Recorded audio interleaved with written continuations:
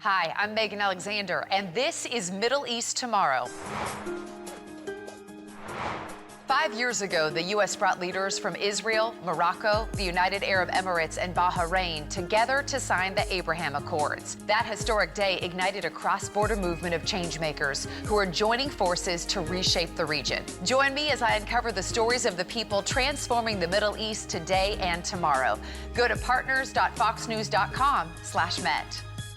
5 years ago, the U.S. brought leaders from Israel, Morocco, the United Arab Emirates, and Bahrain together to sign the Abraham Accords. I'm Megan Alexander, and this is Middle East Tomorrow. Go to partners.foxnews.com/Met. Hi from New York. It's a show that's got breaking news, changes in Pittsburgh. First hour, first things first. I'm excited for today's show, bro. A lot going on. And I do not have the doorstep of destiny trumpets I in don't the trust you. Can I tell you, What? nobody's Not a minute. This is now the third time Yes. in the 5 minutes before the show started Yes. that you have mentioned the doorstep of destiny. I'm just saying. No it would one's be- thinking about that. People are like, man, Tomlin stepping down? People- What does this mean for the doorstep No, of destiny Patriots? Reminds me of Belichick stepping down, and we rebuilt, and now we're on the doorstep of destiny. I think people are connecting those dots. First hour of first things first. Today, what's next for Mike Tomlin after stepping down? Another coaching job, TV, a year of rest and relaxation. We discuss. Meanwhile, Or you have another one? save it. Oh. I got thoughts. Was Aaron Rodgers' last pass a pick six that we saw last night? Do you think CJ gave him some pointers there? Like, listen, let me. I Caleb understand do it's that tough. next I time they understand play? it's tough. I But might here's- start rooting for a Bears-Texans Super Bowl just to see CJ like, hey. Should Caleb be like, man, yo, you got to stop taking those hits? Yeah, but Caleb should call him and be like, here's how you catch a snap. Hey, there. Not like Caleb wasn't taking care of the ball either. And finally, an excellent Rodgers told him, man, hold on to that football, young man. playoff divisional round edition of Mahomes Mountain alongside Chris Broussard. I'm Kevin Wildes. Nick, Yeah. how did this Tomlin news land with you? First reaction before we get to your true reaction. I was about to say, right to Yeah, the no, right I to wanna the- do a I was quick reaction. surprised, but I think I was in part surprised because I expected them to win yesterday. And it felt to me through three quarters, it's like this is going to be That's right. how the hell did the Steelers win this game? Say win? it. What? Say it. I don't know what you're going to say. You thought Aaron Rodgers could throw the ball quickly. No, jeez. Aaron Rodgers throw the ball fast. Yes, throw the ball Aaron fast. throws How'd that Get work some out? yak. Brew, hold your notes up to the camera. Brew is upstairs doing I called pages it. and pages of notes. I'm writing, I have 1,000 of these. Wildes types out, Rodgers throws fast. Yeah, All And, types and of he's the star of the show. scribble. it's in here, that's why. We're starting with the breaking news out of Pittsburgh. After the worst home playoff loss in Steelers franchise history, Mike Tomlin is stepping down as head coach. 19 years, never had a losing season, 13 trips to the playoffs, one Super Bowl, 43, the sixth in Steelers history. Also had lost 7 straight playoff games with his last win coming in January of 2017. Nick, your real reaction? Yeah, I don't think we can be shocked because there's been a lot of smoke surrounding whether or not he was going to step away, whether that means he's going to get right back into coaching. I know we're going to talk about that. And I know that the immediate reporting is he plans to maybe go to TV, but I wonder if someone could entice him to come coach for them. I know Brew, He'll be fantastic on TV. Yeah, no, he'd be great on TV, and I'm sure, I'm sure, you don't want to speak for anybody, but our bosses and everybody that covers the NFL would love to at least talk with Mike Tomlin about things. And I have massive respect for him. But it does feel like it was time. And it feels like there was no path to the getting over the hump for Pittsburgh. Yes. And it's not just that he, now has lost 7 straight playoff games. The losses are all really, really rough watches. So prior to last night, the 6 losses, they were trailing in those games to start 36-9, 21-0, 28-0, 35-7, 21-0, and 21-0. So those previous 6 losses started a combined 162-16. Yeah. Last night started thought fine. things were going great. Right. Off Last field night goal. it's 7-6. Right, into And the it fourth. ends 23-0. All of those losses, except for a home loss to Blake Bortles coming off a bye, 45-42, were blowouts. And I have my thoughts, Brew, on what the kind of late-stage Tomlin original sin was. Involves being in what I believe to be denial about the quarterback position and them not being able to fix that. But I think it can be true that Mike Tomlin is a great coach, that Mike Tomlin may one day be a Hall of Famer, that Mike Tomlin has more than a decade plus of great coaching ahead of him. And this is good news for the Steelers, that he is deciding to step down so they can turn the page and refresh without it being disrespectful to Tomlin, who I truly do believe is a great NFL head coach. Well, only thing I really disagree with you on there is I think he's a definite Hall of Famer. Oh, Like okay. he's got the Super Bowl, he's been to 2 and never had a losing season. And first of all, I'll say this. For the past few years, I've mentioned it periodically on the show when we've talked about it. I have felt like, okay, they're not going to fire Tomlin. That's not what they do. He obviously is just an institution in the franchise. But I felt a discussion and him wanting to walk away. Like, I just felt like it's not only maybe time for them to move on, but it's time for him to move on. I just think there are other situations that he can excel in and might be good for him. So I'm sure we'll see him on the sidelines, if not immediately, in the next few years, and I think he'll be good. Like every team, I was looking through what teams would he be. Every team that has an opening should be looking at him. That has now, an again, yeah. I don't know if he'll want to coach right away, but every single team, including Baltimore, should look at Mike Tomlin. So good for him in stepping away, or if it was mutual, whatever the case. He is a phenomenal coach. And I know he's caught heat, from the Steelers fans and just other people around the country as far as fans. But I don't look at his 7 losses as a huge indictment of him. I actually look at it as, and he had winning records and in a lot of years made the playoffs without a quarterback. I'm sorry, like he never had a losing season despite the last at least 7 years. I think that would be 1 or 2 of Big Ben's last years where he didn't have a good competent quarterback. He never had a losing season with Russell Wilson at this stage, Justin Fields, Mason Rudolph, and Kenny Pickett. He still didn't have a losing season. All right, those are not starters in the NFL. And he was able to have a winning record, if not make the playoffs with those guys. Andy Reid, and I'm not saying Tomlin's as good as Reid, he missed the playoffs with Patrick Mahomes. All right, Bill Belichick missed the playoffs with Cam Newton. I get it wasn't Cam in his prime, but still, Cam Newton compared to Mason Rudolph. So I'm just saying, like, this guy is a great coach. And I think part of what might be good for the franchise, Nick, obviously if you get a new coach in there and he can take them to different heights, that's great. But even if they go 4-13 next year and then get a top pick or close, right? That could get them the quarterback. I just think the sin of the Steelers in recent memory, since Big Ben was out of his prime or done, is they haven't had a quarterback. You're not going to win consistently in this league as far as the postseason without that guy. Now, this is a year where we're seeing some teams with solid, I guess, quarterback play, not the superstars. But generally speaking, you need a top quarterback. Listen, if I may speak on the behalf of folks that are Steeler fans that wanted Tomlin gone or that think we're being a little too effusive, even though, again, I think I'm on the record about how I feel. What is so tricky about litigating the playoff games is because they did not lose those games the way they did because of their quarterback play. They were down 35-7 and 21-0 and 28-0 in the first quarter because of the defenses. Now the nothing piece of the offense didn't produce, but it wasn't that it was the playoff losses did not look like the first 3 quarters last night. Where it's like, man, one arm tied behind our back offensively, but our defense is holding up its end.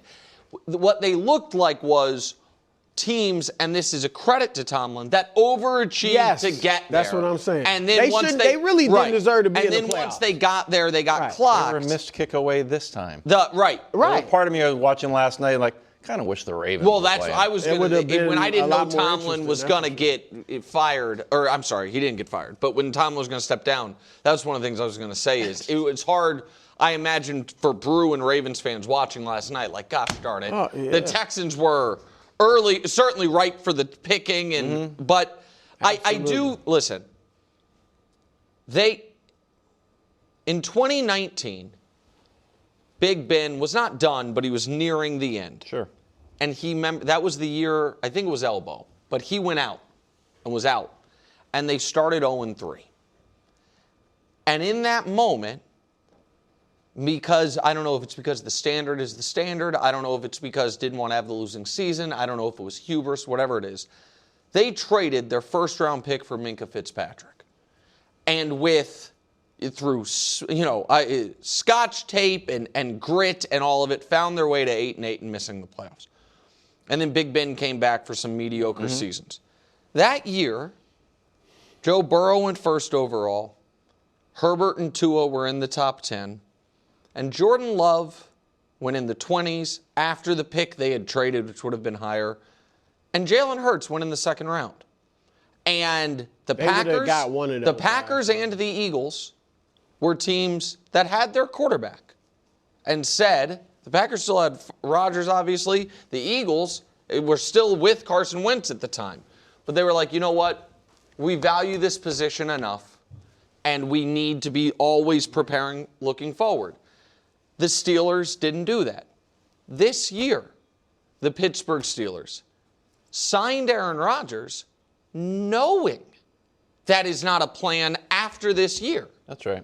And their pick came around. They hadn't traded it away. And Jackson Dart, reviews are still out, but there's a possibility he's a guy. Sure. And Tyler Shuck, reviews are still out. There's a possibility he's a guy. Those teams took those quarterbacks, and the Steelers upgraded their D-line, knowing that they had no plan after this year for quarterback. So, they were consistently in win-now mode with a low ceiling quarterback, and that is a recipe to not bottom out and is a recipe for what we saw last night. And I'm not going to kill them for this, but some people will just say this is talent evaluation. Sam Darnold was available. They didn't go to it for him. They went for Aaron Rodgers. And Daniel Jones was available. And 3 years ago, when they still didn't have a quarterback, Baker Mayfield was available. Yeah. You know what I mean? These guys who've had the reclamations, they haven't had a quarterback. They could have signed any of those guys. They went with Fields and Russell Wilson in place of those. It's kind of like they haven't prioritized the position. And that's not just Tomlin. Obviously, he's got stature, so he have a say. But it's almost like they haven't prioritized. Can I make a defense of that? And it shows what Sean Payton is doing in Denver. It makes it that much more impressive. If just to Tomlin's defense, man, Tyler Shuck is not going to be as good as Joe Burrow and Lamar Jackson. He's not. Jackson Dart, I got no chance at Jackson Dart being as good as those two guys. So I'd rather have Aaron Rodgers try to make my defense great, sneak into the playoffs and see what happens, versus I want to go to war exactly how these guys are going to war. I can't win that way. Can I push back on that? Sure. So I am not a huge Jackson Dart guy, but I have no idea. Jordan Love, we think is really good and a chance to be great. I had no idea about that until he is 5 years into his career. Yeah. If you're the Steelers, I think there is an argument that your goal is not to in 2026 be better than Joe Burrow. Have your quarterback be better than Joe Burrow and Lamar Jackson. Your goal is that as Joe Burrow and Lamar Jackson hit 30 and then deal with injuries and are on the downside, that is when the investment you made in, again, I'm not a huge Jackson Dart guy, but you know what I mean? That guy is then ascending. That you have a 25-year-old when those quarterbacks are on the downside. I took Aaron Rodgers.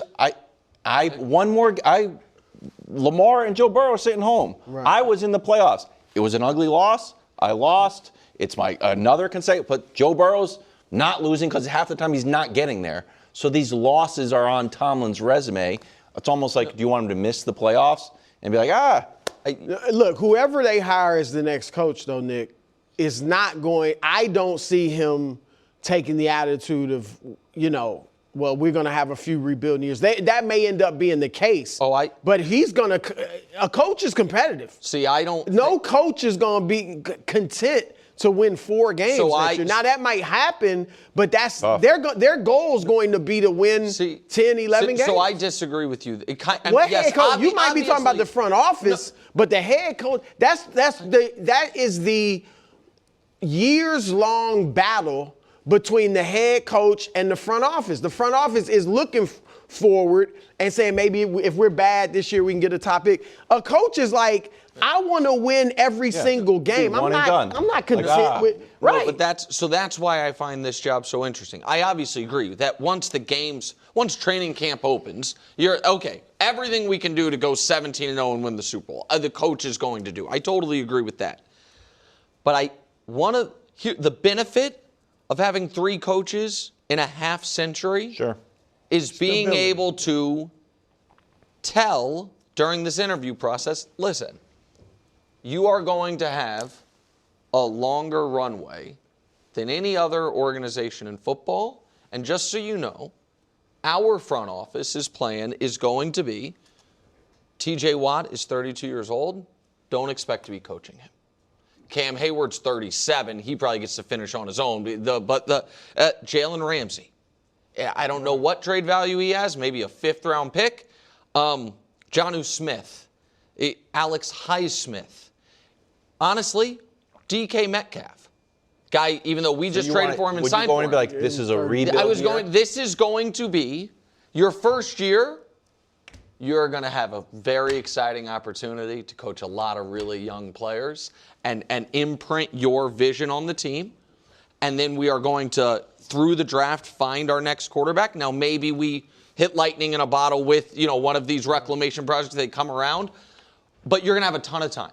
You don't have to worry that you're going to go 4-13 and we're going to get squeamish. We're the Pittsburgh Steelers. We don't fire coaches.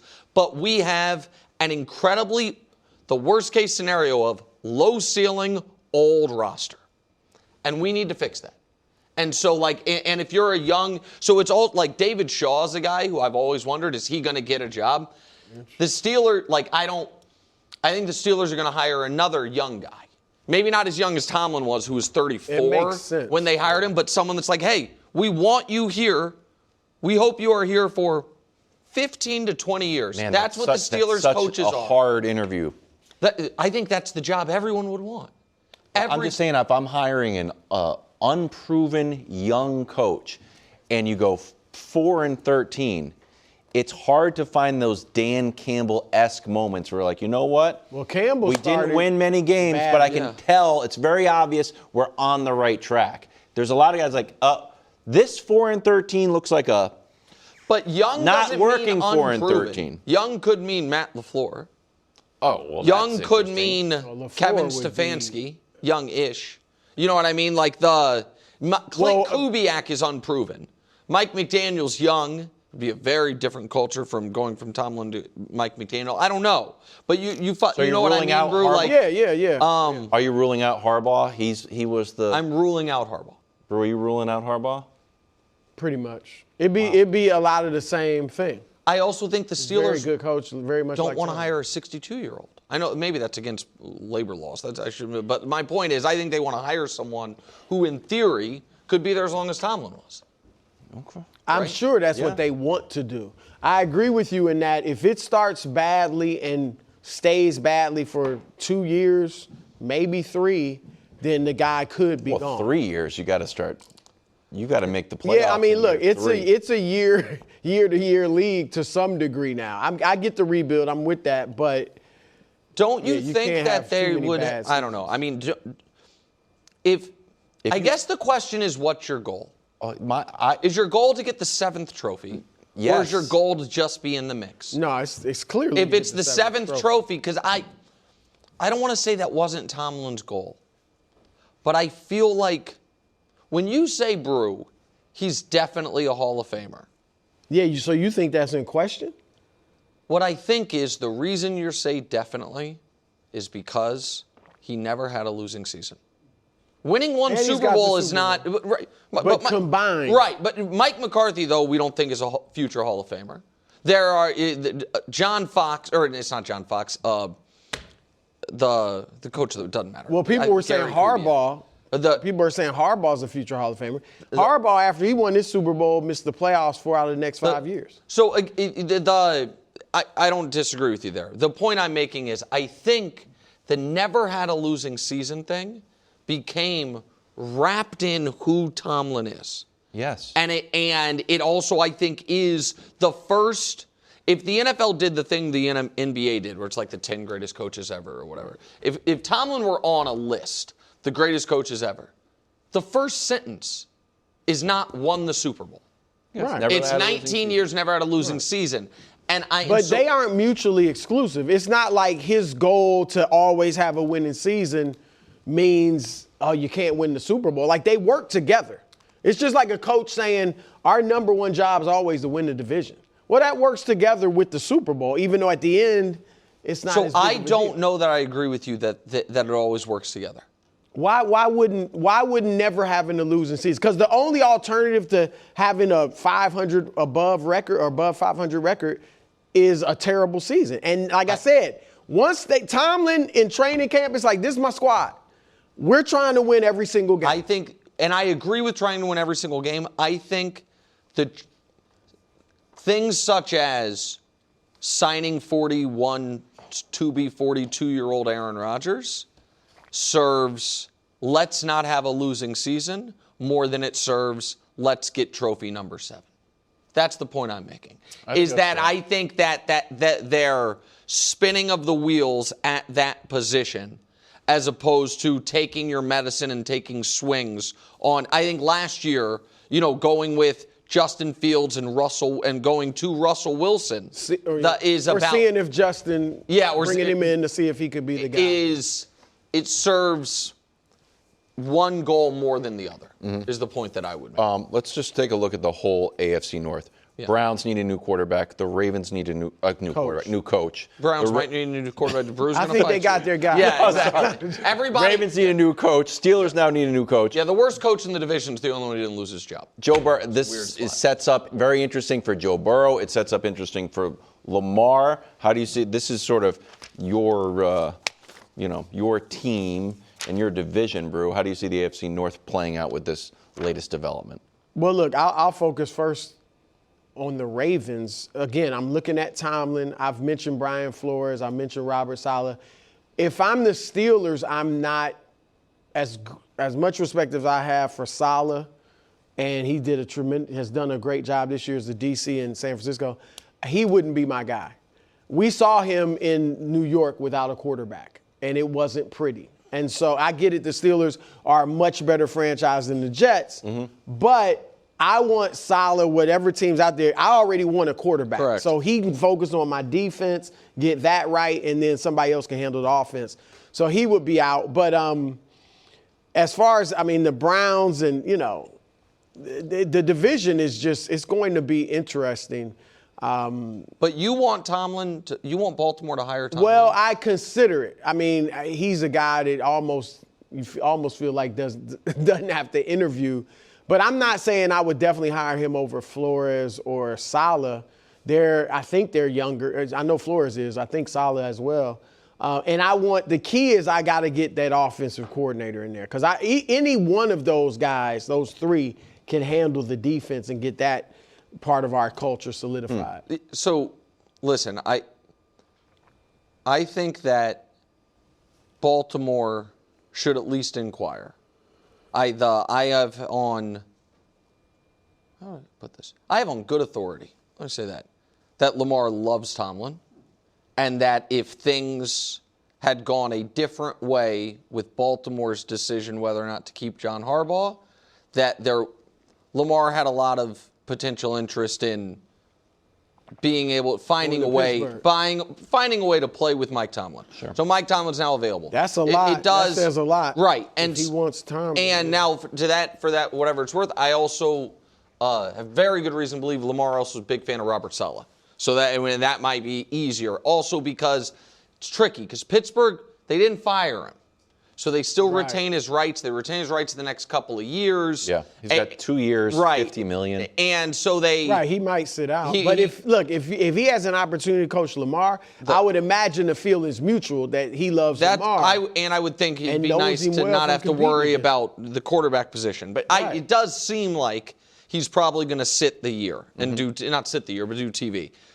Now, once the last Steelers head coach, everybody thought he was going to take a year off and just do TV. Yeah. And I don't know if you guys turned on CBS lately. He's still hanging. He's still there. He's like, I love this job. And he was like the #1 candidate for 5 years in a row. Yep. And then people finally were like, I don't think he's ever coming back. So I think it's on the board that Tomlin does TV and is like, I make pretty good money and I love this and it's easy and does what Cowher did. Pressure. Right. Yeah. I think it's unlikely. Which means if I am the following head coaches, I am even more nervous about next year. Cincinnati. Sure. Dan Quinn, who I think has done a good job, but that ownership group has a bunch of money. This was a disappointing year. That feels like, again, Tomlin's like, oh, my quarterback's set for, the next decade. I do like an AFC, NFC switch like Peyton. Well, and then there is Atlanta, but they don't have they might have a quarterback. The one who I think should be not only the most, feel like the seat got warmer, but also would be a little anxious about, wait, why is Jeffrey Lurie calling me on Thursday, is Philly. Again, probably not right now. If I was Tomlin, if you're Tomlin, you don't want to. No, they got an itchy trigger finger in Philadelphia. They do. A little too much. But constant success. Yeah, but I would be nervous if I go from stability central for the Steelers and Howie Roseman wanting to shuffle the deck every few years. And I think that's fair. You look at the roster and Tomlin would have to be salivating, but you're right. I mean, he's going to want stability because that's exactly what he's had in Pittsburgh. And then one more, who, again, I think this coach did a good job this year. And I was skeptical, and I think he did a good job. But if they have a rough year, I think pretty obviously Jerry Jones would call. And Tomlin, and I say this without any judgment on it whatsoever. Tomlin likes the spotlight. Tomlin likes, you know what I mean? That would be fascinating. Football. Yeah, football, but so did Bill Parcells. Yeah, and that didn't work out. Right, but again, and they didn't even have even in the years he was there, tremendous success. Can I tell you? Like I can't see Tomlin wanting that soap opera. When you mentioned Mike Tomlin going to the Dallas Cowboys, I really don't like it. I adore it. I love it. We should have led with that. Have we seen the last of Aaron Rodgers? A pick 6. There's one more, but I don't know if I want to put it. What is it, Manchester United? You're dropping bombs. Nearly home. Isn't home where we all want to be? Reba here for Realtor.com, the pros' #1 most trusted app. Finding a home is like dating. You're not just looking for a place to live, you're searching for the one. That's where Realtor.com comes in. Like any good matchmaker, they know exactly where to look. With over 500,000 new real listings straight from the pros every month, you could find your perfect match today. Ranch style with a pool, barn dominium with an in-law suite? Realtor.com's got 'em. Modern craftsman with a big yard and a treehouse out back? Realtor.com will have you saying, yep, that's the one. No more swiping. It's time to start finding. Download the Realtor.com app today, 'cause you're nearly home. Make it real with Realtor.com. Pro's #1 most trusted app based on August 2024 proprietary survey. Over 500,000 new listings every month based on average new for sale and rental listings. February 2024 through January 2025. Mike Tomlin stepped down at Pittsburgh. He did? Is it official? That's what I keep hearing. So, is he a candidate here? Holy Mike, wouldn't that be awesome?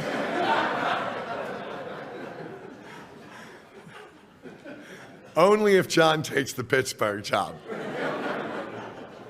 I don't know how to react to that. Yeah, that's I know how. I love it. Oh my, he seems interested. If you're right that Lamar loves Tomlin, I just can't see that. I don't know. Greg, Let's did do you actually this. see that happening? I mean, it happens. It's hard to imagine it because of obviously the rivalry and them being two of the longest tenured coaches in our current history. Like it would be odd, but it wouldn't be unparalleled because both of these franchises, when they have a guy, they're going to give him a long runway. And Mike Tomlin is very well respected. Obviously, he has the respect of the guys over in that Ravens locker room just because of the success he's been able to have.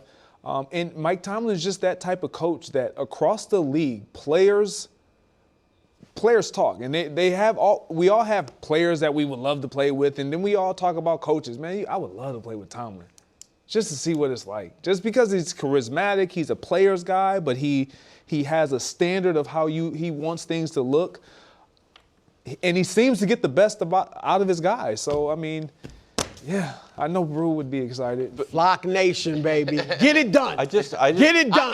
I think Tomlin is taking the year off. I assume he had 2 years on his contract that was going to pay him $50 million. He's been winning, so it's not like he was in a bad situation. But this job is not going to, again, I'm getting a little bit ahead of myself. it's But the Baltimore fair. job, whoever they hire could be there the next 12 years. For sure. So if I'm him and I love Lamar Jackson, and I imagine he still loves coaching football, he just knew it was time to get out of Pittsburgh, you might have to be like, that job, there's not going to be a better job. Jump straight to Baltimore. It would be strange. And also, since the Steelers would have to okay it since he has the time left, that makes it tricky. The other thing Bisciotti said that I was actually during, and again, this is the soundbite I thought we were playing, but Bisciotti was asked if Tyler Lupe made the field goal versus the Steelers, if Harbaugh would still be the head coach, and he responded, quote, for a week, end quote. Which means tough one. I know that was after the Tomlin firing. Yes, that was at the same press. It was later in that same press conference. Which again, this isn't the topic of the day, but there was a lot of what I thought curious reporting of like, yeah, Harbaugh was going to be back, and you know what I mean, all of it, and then it was like after a rash decision. Steve Bisciotti's like, to me, what that is saying is he had decided they needed to move on. Super Bowl, or reach the Super Bowl. It's almost as if a very, very good, powerful, maybe MVP caliber player on the team wanted a new head coach. That's real. It's almost like that. I don't know. It's crazy. All right. Well, let's talk a little bit about last night's game and Aaron Rodgers. The worst home playoff loss in Steelers franchise history. Aaron Rodgers battered en route to a 30-6 L, where the Texans defense scored 2 touchdowns and the Steelers offense scored 2 field goals. Here's former Steelers head coach. Oh, we're not talking about Mike Tomlin because he's not the Steelers head coach anymore. Killed the sound. Are you surprised by the Steelers' performance last night? The way it started, I was like, oh, wow, okay. They're onto something, and then it kind of unraveled. So was I surprised how it turned out? I was, because of how they started. And they started with a quick passing game, just trying to implement DK Metcalf by any means necessary, whether it was get him the ball early, push the ball down the field, create opportunities, possible penalties. What happened with the DK Metcalf? And then I saw your text late, or I would have responded. Then he had the drop. I've seen this. And we've seen this time and time again. And He iced him out, man. It's you can't when you have a guy who was so heavily involved in your scheme and it's so good, offensively, even though he had to drop and has a drop, you can't just not go back to him. You have to keep him involved because that's your only true threat in the passing game. You use him to be a decoy and all the other, but we saw them push the ball down the field after a couple of those completions prior to this one, down the left side where he got the PI, he gets the call. Yeah. I'm thinking, man, their whole game plan is going to be get the ball to DK however and by any means necessary. Mm-hmm. And it will be impactful whether he comes down with the ball, create a penalty, or get you some chunk play, whatever. You'll live with that. Once that drop happened, DK Metcalf was no longer involved until literally the late third quarter, fourth quarter. So, you can't do that. This, not to a player of the same caliber, but this exact thing happened in Rodgers' last playoff game. So let me tell a very quick gambling story that is apropos to this. Packers-Niners divisional round game. Rodgers defending MVP. Packers are off the bye. Early in the game, was the tight end Mercedes Lewis? I'm pretty sure it was Mercedes. It was old. I forget. Maybe Mercedes Lewis was in Green Bay. Okay, so it was Mercedes Lewis. Mercedes Lewis is involved early and often, and then catches a pass and fumbles, and Rodgers wears it with the disgust. He's angry, whatever it is. And I'm sitting there watching the game, and again, everyone gamble responsibly if you gamble at all, but you can live bet everything you want. I was like, whatever the max amount that I can bet on Mercedes Lewis under catches the rest of the game, I am doing it. Because he won't throw him the ball again. And he did not throw him the ball again. I remember it vividly. This is the game he just kept feeding Devontae. Yep. And the Niners didn't score an offensive touchdown, and they lost 13-10 on a block punt. Rodgers, listen, I was surprised. I thought the Steelers were going to win. But once we're watching the game play out, I'm like, man, this is kind of a perfect but also sad way for an all-time legend to finish because his biggest weaknesses are on full display. The histrionic, whoever's fault it wasn't mine, and I'm letting everyone on the field know whenever it was. A guy let me down. I'm going to play 10 on 11 rather than include him. These are the things that, in my opinion, Brew, have been the reason that one of the three most physically talented players in the history of the position is around the 10th most accomplished player in the history of the position. And why?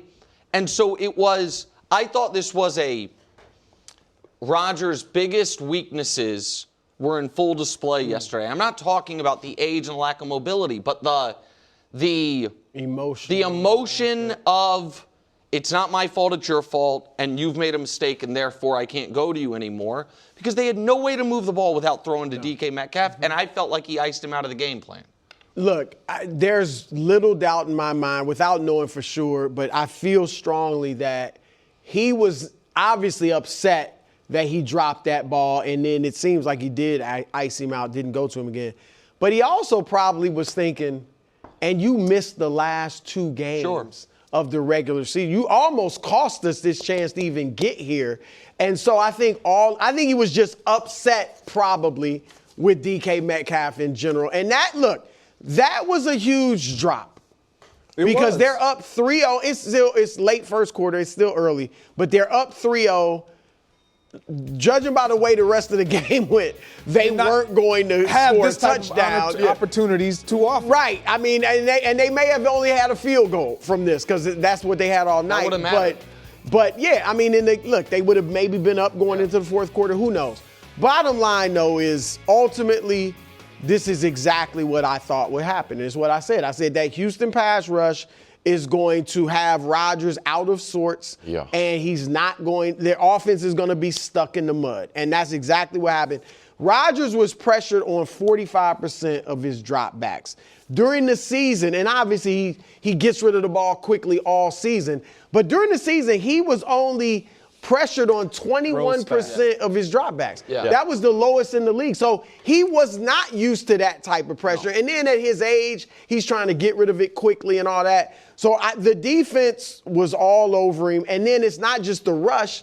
They got good defensive backs. Yes. So, so that's what happened is what I thought would happen. I think that part is what disrupted everything that they were doing, especially once DK got kind of uninvolved in the offensive game plan. Their defensive backs were perfectly okay with playing up close, tight, and saying, you can have this, you're not getting anything after you get it. It's the best tackling secondary since Legion of Boom. And they put that on full display, and it just completely disjointed everything that the Steelers want to do now, because you have to now try to push the ball down the field, which then forces Aaron Rodgers to hold the ball slightly longer. And now you give this front four, they don't need extra to come because all four of them can pressure you. Yep. They do a great job of pushing up the middle of the pocket so you can't step up. And then you got these two bookends on the outside that can get you. They are the perfect defense. They truly are. They can play off. They can play press. You can't run on them. Right. Because they stop the run. You can't really throw on them because they're great on the back end. They're great up front. What are your answers? You have to have somebody who is willing to stand in that pocket and take hits, and an offensive line that can try their best to hold off that rush as long as possible. And there's not many teams in this league. We saw it all year. There's not many teams in this league that can do that. Like a 6'4", 225-pound, 23-year-old mobile we with shall a rocket see. arm. That's if you were to design a guy to do it. I mean, he had kind of a hard time a little bit. I'm just saying. Yeah, but he learned. He did learn. Do you want to do a quick Rodgers thing here, or you want to go after the break, Dust? Hold on. We got breaking news, so we're actually going to break. And after the break, we're going to talk about Aaron Rodgers. Oh, sorry. And a little Patullo. See, Dust, you got to remember, Dust is in control. If Dust? there's an Eagles story, we're doing it. We're doing it. Are we doing that? Now, how many people know Kevin Patullo? Nearly home. Isn't home where we all want to be? Reba here for Realtor.com, the pros' #1 most trusted app. If you're hearing me, I'm going to assume you're awake. And if you aren't, because while you're snoozing, someone else might be finding your dream home. That's where Realtor.com comes in. With over 500,000 new real listings straight from the pros every month, that's a lot of chances to find the place you've been dreaming of.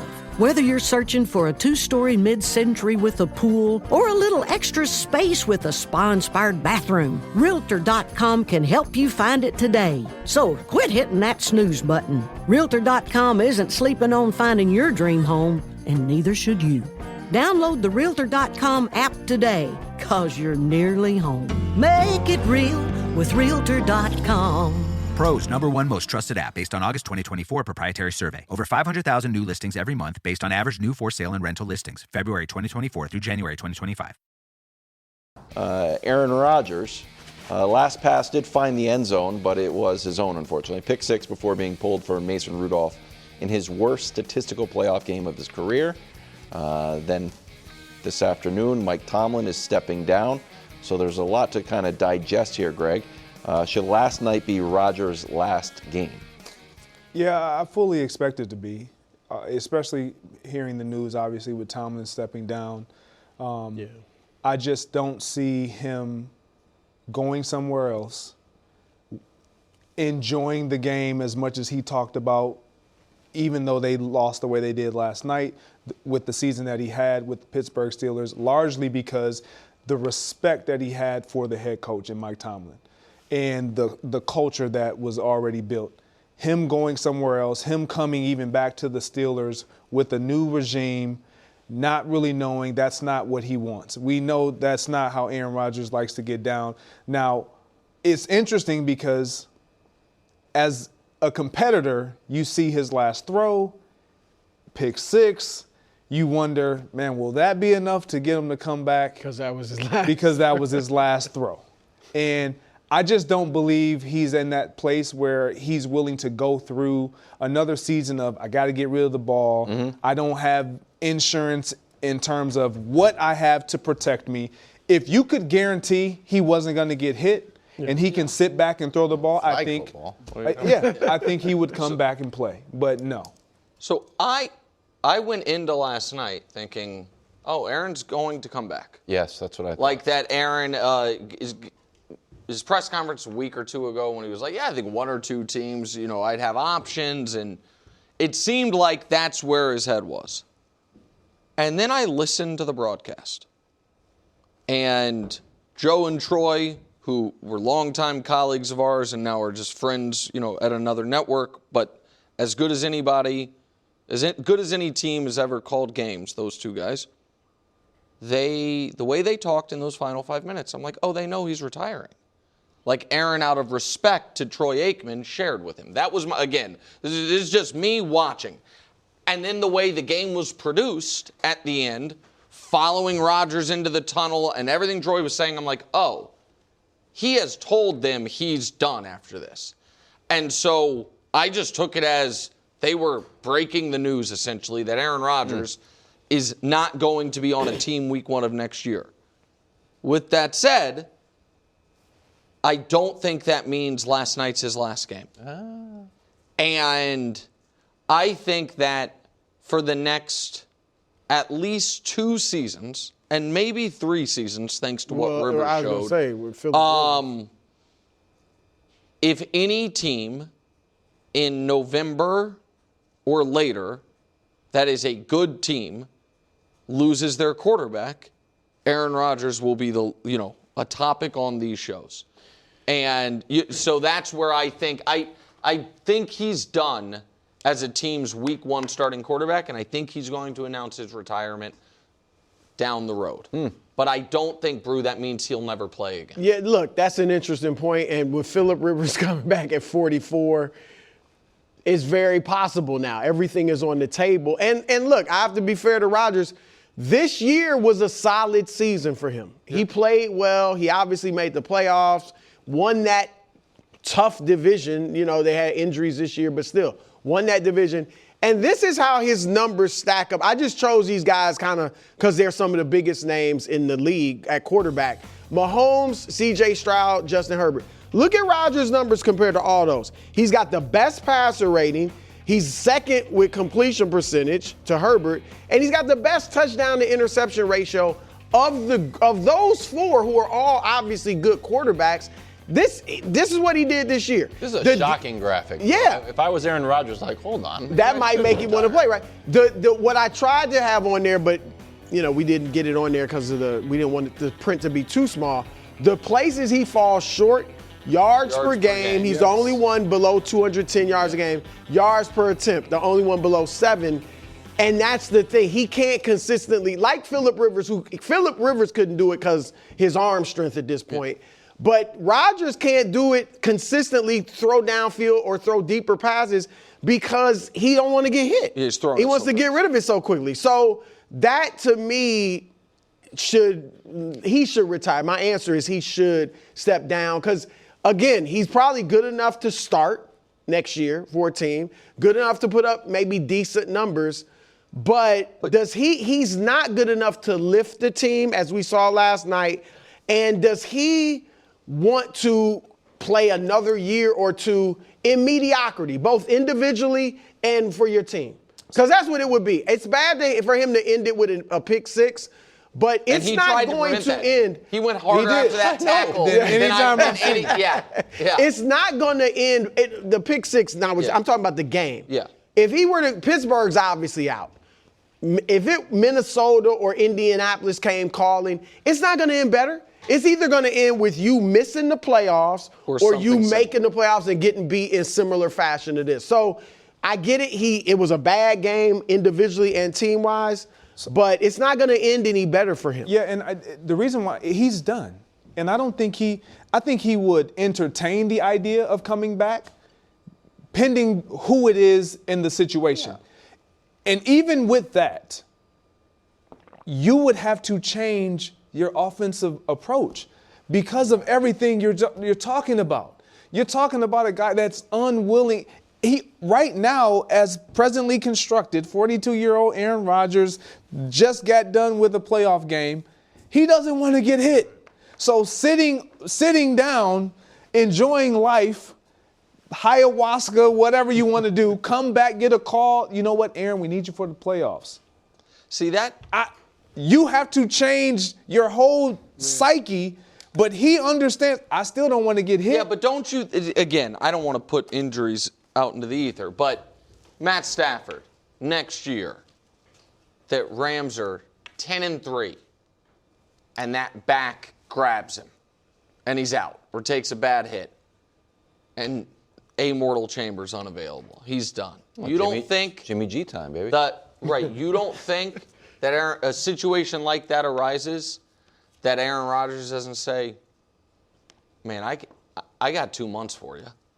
Like I can, again, it would have to be a situation similar to the one Phillip Rivers thought he was coming into. Yeah. You know what I mean? A team, but maybe a team better than the Colts were. I just think that here's the sad the Eagles, truth the to year that, Wentz went down. Something that like the team would look at, if I were the team, I'd say, look at this. Aaron Rodgers at his height, outside of the year you guys won the Super Bowl, 2 MVPs straight, 13 win seasons back to back. He didn't get it done with that team. Like, is he coming in after sitting out for several months or a year and getting it done? I'm with you there, but you're not thinking about his track record and how he didn't get it done. You're thinking he's better than my backup. He's better than Can you still spin it? Yeah. Mahomes Mountain. No, but like if the Chiefs this year had been having a normal Chiefs year and Mahomes goes down. Live from New York. It's a show that discussing major changes in Pittsburgh and inviting Mike Tomlin on to First Things First officially. If he's going to do TV, we have a TV show. I'm with it. Yeah. You do. Yeah. Great. Mike? He's a frat brother now. So is he? Absolutely. Well, then, Brew, we should have the inside track. Yeah. We'll do it again. Do it again, Brew. Okay, son. Yeah. Great. Yeah. Get a car for Tomlin, maybe a plane as well. Second hour of First Things First. Today, what's next for Mike Tomlin after stepping down? Is he going to be on First Things First? Is he going to do other TV? Or is he going to go coach the Ravens? That would be odd, but not wonderful. Not odd, but impossible. Wonderful. Meanwhile, have we seen the last of Aaron Rodgers? A pick 6. Was that his last pass in the NFL? Maybe, or maybe just Phillip Rivers is it. Also, are we going to have this conversation for the next few years? But right now, well, you're in for a real treat. A special divisional round climb up the mountain where there's only 8 quarterbacks remaining. And I would like to say some discretion on my part. Did Drake May have a wonderful game? He did not. Did I go to the mattresses to defend him? Just because he had the only double-digit win in all of the playoffs. I'm going to freak out. I did not. I'm going to freak out. Man. I'm just taking it easy. I'm going to... KW? I'm not trying to be a fanboy, okay? That's what they say. I don't have an I Love Drake May shirt on, all right? Maybe I do underneath this. Maybe I don't. It's none of your business. It's time for Mahomes Mountain, okay? All right, everybody? Wave the pom-pom. No, no man. Hold on, bro. You don't know the half of it real quick here. Oh, wow. So I can get past the fact that you didn't write an intro. There was breaking news. At 2:10. You get here at 10 o'clock, you go to the coffee shop 3 times. You got plenty of time to write an intro, much less do an AI thing. But but you didn't. So be it. No problem. I walk in, and Wilds is like, Mahomes Mountain today doesn't work. It's not going to work. There's only 8 quarterbacks. I'm going to ask 3 questions instead of moving people. And I say usually to you, it's the guy's performance. Where'd Trevor go? Did he fall down the mountain? He's off. He just went into the mountain, winning 8 straight games, throws a game-ending pick, and then he's never to be seen from again. Vanishes. Just gone. He gets to avoid the heat. He doesn't get the smoke. Right. Nope. All would have been good. And I said to him, I was like, hey, we've got red meat for you, buddy. For your thing, Caleb is at, sorry, I don't want to spoil the mountain. Don't spoil. But it has to do with Drake May and Caleb. Oh. And Wilds is like, Drake didn't play a great game. I don't really want to argue about that. I don't want to be the anti-Caleb guy. I don't want to be the anti-Caleb guy. Two horrible picks. And then even though as he put it, he was like, he threw some lollipop, whatever. That was a bad pick. No one talks about it. You're just you do your whole Drake May thing in the intro wearing your dirty goggles. They're not dirty. They are dirty. They are From filthy. what? Your dirty fingers, man. They look disgusting. They're crusty and all Time to the mountain. That third floor, Greg, there's a lot of action down there on the third floor. So that's why we on 4. It's peaceful up on 4. We chilling. Y'all down there arguing, fighting. My goodness. Bottom of the mountain. There's only 8 quarterbacks left. Bo Nix moves up. A lot of people think Bo Nix looks the best weeks he doesn't play. He moves up. A couple vacant spots, and again, it's not left to right, and CJ keeps his spot. CJ. He's just barely on there. Buddy. That was rough. Now, he oddly is one of only 2 quarterbacks in the league that has won a playoff game each of the last 3 years. It's him and Josh Allen. That's the list. That was his first he's played 5 playoff games already. That was his first really awful one. He's had 1 great one, his first one, 1 awful one, 2 decent, and 1 below average. So he doesn't have a track record of awful playoff games, but that was an awful playoff game. That was alarming. And that was one of the reason, I say I'm not a quarterback wins guy is I give CJ Stroud almost 0 credit for that win. That was a win despite his performance. But I wonder if he didn't play, if they didn't put the offense on the field, the score would have been 14 to. I don't know. Steelers might not have scored. Steelers might have scored less. Whatever it is. But because they won, it's a footnote. And if he plays well next round, nobody will care. Nobody will remember. It won't matter at all. And Bo Nix, 14-3, can prove everybody wrong. You don't have to play great, but play a good game this weekend at home off the bye. Next row. I can't move Drake May off that game. Fair. I think that's totally fair. Now, to be fair, he did make some excellent plays in the second half. But I can't simply say it was just first half jitters, because in the second half, in the midst of those excellent plays, when the Patriots were up 13 and the game was a wrap unless they turn it over, he fumbled again. Yep. And when all he had to do at that point was just make sure you don't fumble, and that was this close to scoop score, who knows. With that said, I am optimistic about how he will perform, defense who he's facing notwithstanding, this week, because I do feel like he got kind of the jitters out of the system. Brock Purdy, this second pick was grisly, but man, I thought he was a gamer against a very difficult Eagles defense.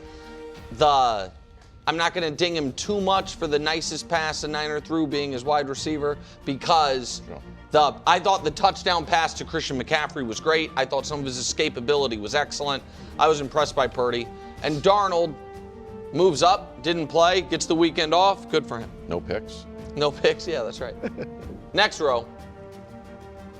Stafford dinged just a tiny bit. I like the game-winning touchdown pass, don't get me wrong. But that was a shaky performance up to and including late in the game when Puka kind of saved everybody. But again, it's a footnote if they win this week. Even if they don't win this week, it's not like it's a big indictment on his career or anything. But no one will remember a somewhat shaky performance in a win if the Rams keep going. Go ahead. Quickly, you know what I was thinking watching him? It was like, man, if he wins the MVP and they lose, because it would look like they might lose, this is just almost Dirk Nowitzki in 2008, Dirk right? in 08. But then Drake played, and it was like, okay, neither one of them had great games. They both had okay games, so it shouldn't be Can I just a real on quick? either guy. Didn't you just think Stafford was hurt? I didn't. No, I didn't. They did some finger graphic, when he threw and hit his finger. I did not think he was hurt. Okay. I understand what you're saying, which is the pre and post hitting his. It was nuts. He because he threw some good passes after that, and then By the way, you guys know I'm not one to give credit to other people's takes, but colleague of ours, Barstool Big Cat, take of the month. Take of the month. Wow. He said if he ran an NFL team, he'd make all his offensive linemen wear guardian caps to prevent that Stafford injury. Take of the month. Excellent. All your offensive linemen wear the guardian caps? Josh, I think Josh did the same thing. Yeah, that's interesting. I think it's a great take. That's now, take. Panthers couldn't do it because then Bryce really couldn't. Okay. But for the Ravens. Well, it does. It'd be a little higher. But for a guy like also, sometimes you bounce it off the helmet and it goes straight up. Yeah, exactly. Take of the month. Right now, the reigning take of the month. Shout out Big Cat, take of the month. Everyone's gunning for that take, though. Yeah, exactly. Take of the month. You got to come up with something. All right, Caleb. Great take. Speaking of Chicagoans, listen, we haven't quite ever seen a quarterback like this. We've seen quarterbacks be unbelievable late. Very rarely are quarterbacks just really bad early. And then some of the best play we've ever seen late, that's who he is. Bo Nix. Here's the thing. Yeah. Bo Nix is not spectacular late. Just saying. No, listen, he is. Kinda. I would say it's not as dynamic. It's not as dynamic, and it's not. He has been that.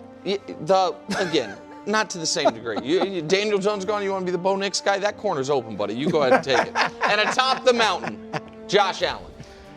Last 6 playoff games, 16 touchdowns, no picks, 105 rating. I thought he played a close to mistake-free. Yeah. As close as someone can come in a 35 pass attempt, heavy usage game, mistake-free. Josh Allen top the mountain. Okay, rather than our normal, conventional. Hey, I want to move 4 this years, guy most up. popular segment in sports TV. Change it up for us. Well, we usually have 30 guys here. You did half the work. Maybe we just quickly say what we do. Quickly. Yeah, go ahead. Answer the question. Go I would just move. I would move Darnold down into one of those vacant spots. Yeah. And have a vacant spot next to Purdy. Oh. I mean, Darnold is unproven. Drake played fairly well in his first game. Purdy played well, that's had fair. a come back. And Darnold, we're wondering. You know what, KW or Brew? That's fair. Take it. Yeah, Greg. So I mean, look, call me a Caleb hater. I love what he did, but to move up and Drake May just sits there because it was shaky. I mean, it was much better than Drake May this week. It was shaky. That first half was shaky. Yeah, but then he had 360 yards in the game-winning plays. I understand that. Drake May bounced back in the second half of that game, and it looked a lot better. I like this a lot. Playing against a more stout, more stingy defense. I'm just saying, Caleb was excellent, deserving to win that game. Drake May looked better in the second half than Caleb did. All I'm saying is they both had turnovers that could have cost their team, and it didn't because they both bounced back. He went to the mat for you. I like that a lot. I wasn't willing to make that argument, but I liked it. All right, well. So that next to Stafford maybe just is the vacant. MVP tier. Vacant. Everybody's just doing it vacant. Everybody's just doing it vacant. You've created a Well, trend it seems now. like we could have had a good regular mountain, but Wild's one of the dumb questions. I wanted Fernando Mendoza on there, too. I thought you could switch it up. That would have been cool. Okay, question 1. Dusty's yelling at me. Is Caleb a top 5 quarterback if he beats the potential MVP, Matthew Stafford? How high are you willing to bring Caleb up? Well, the question that I would have for the group on that is, who has got grandfathered in? You understand what I mean? I got Mahomes, the usual suspects. The same All four? four, yep. Those, to me, if those, and Stafford at 5. So Burrow is no. just Bill in. Burrow. Burrow's just I would in. keep Burrow in. Joe Burrow cannot Burrow just stay in he can't. He can't. I would keep Burrow. I like Burrow. I like and fossils. I He can't stay in. Keep him in there. So I don't think Caleb jumps to top 5. I don't either. With a win. But my question, is, the reason I asked it that way is, how many spots are actually available? Mahomes is, I understand everybody thinks Mahomes if you not guys good, don't but say Mahomes Burrow, still top 5, then right? yeah. Okay, just make sure. Josh Allen obviously is still there, and Lamar is still there, is a year removed. And I from think MVP. Stafford coming off an MVP year, what we think will be an MVP. That's why I'm asking it this way. I don't think just this game can do it, KW. Mm-hmm. I think Caleb or Drake can make a case for Burrow's spot over the course of this postseason. I think that's fair. For Drake, it honestly might just take one great playoff game. Like if Drake is great this weekend, and then they lose in the conference championship game, I might go into next year saying he's there. that he's there. I think Caleb might need more because Drake had such a better regular season than Caleb that Caleb would need more of a runway to do it. What if Drake wins the MVP and you just have the top 5 be all the MVPs? Oh, Joe Burrow's never won MVP. Joe Burrow's out. Oh, I see what you mean. Stafford and others. Oh, okay. I just don't think within Stafford's never won MVP. I'll keep Stafford in for a silver medal. Caleb's argument, in my opinion, is I don't think that they're even as good as Drake May has been. He kind of started the season off so great and sustained that. Where Caleb, there was a natural progression in growth every single week, and it just continues to carry over. Even listening to him in the post-game interview, the maturation like that he just conveyed, it just seems like he's growing in every area and aspect of being a professional. Completion percentage. I understand. I don't think you can have the worst completion percentage to be a top 5 quarterback. It has 60% of his passes. And that's a large reason why I poke fun at the Bo Nix thing, but it's Bo Nix, but it looks better because it's sexier. He has more highlights. It's more Caleb driven. But Bo Nix has been doing this same thing. It just doesn't look as great. He hasn't been doing it. It's not quite the same thing. I think, do they both have 7 come from behind wins this year? All I'm saying is he's been poor. Bo Nix has been worse. I think Bo Nix has been worse than Caleb early and not as good as Caleb late. But it is still a big jump in clutch time. But can I ask a question about Caleb's completion percentage? Sure. Because I saw somebody made this point, and I was like, that's interesting, that I at least want to throw out there. Is there an element of, they made the comp of the throws Caleb attempts and what that does to your completion percentage, making it analogous to the three-point revolution, and about how 40% from 3 is better than 20 or 50% from 2, because the points are worth, right? 50% because those shots are worth more. 33% from 3 is the equivalent of 50%. Exactly right. And so that the argument this person was making is Caleb's attempting deeper, more throws that are essentially worth more and harder throws, and therefore completing 58% of the throws he's making is as valuable as completing 65% of the throws some other quarterbacks are making. I mean, which again, I don't have that. I don't even know. I don't want to have it is that true conversation, but I'd have to look at his completion percentage within 10 yards. Yeah.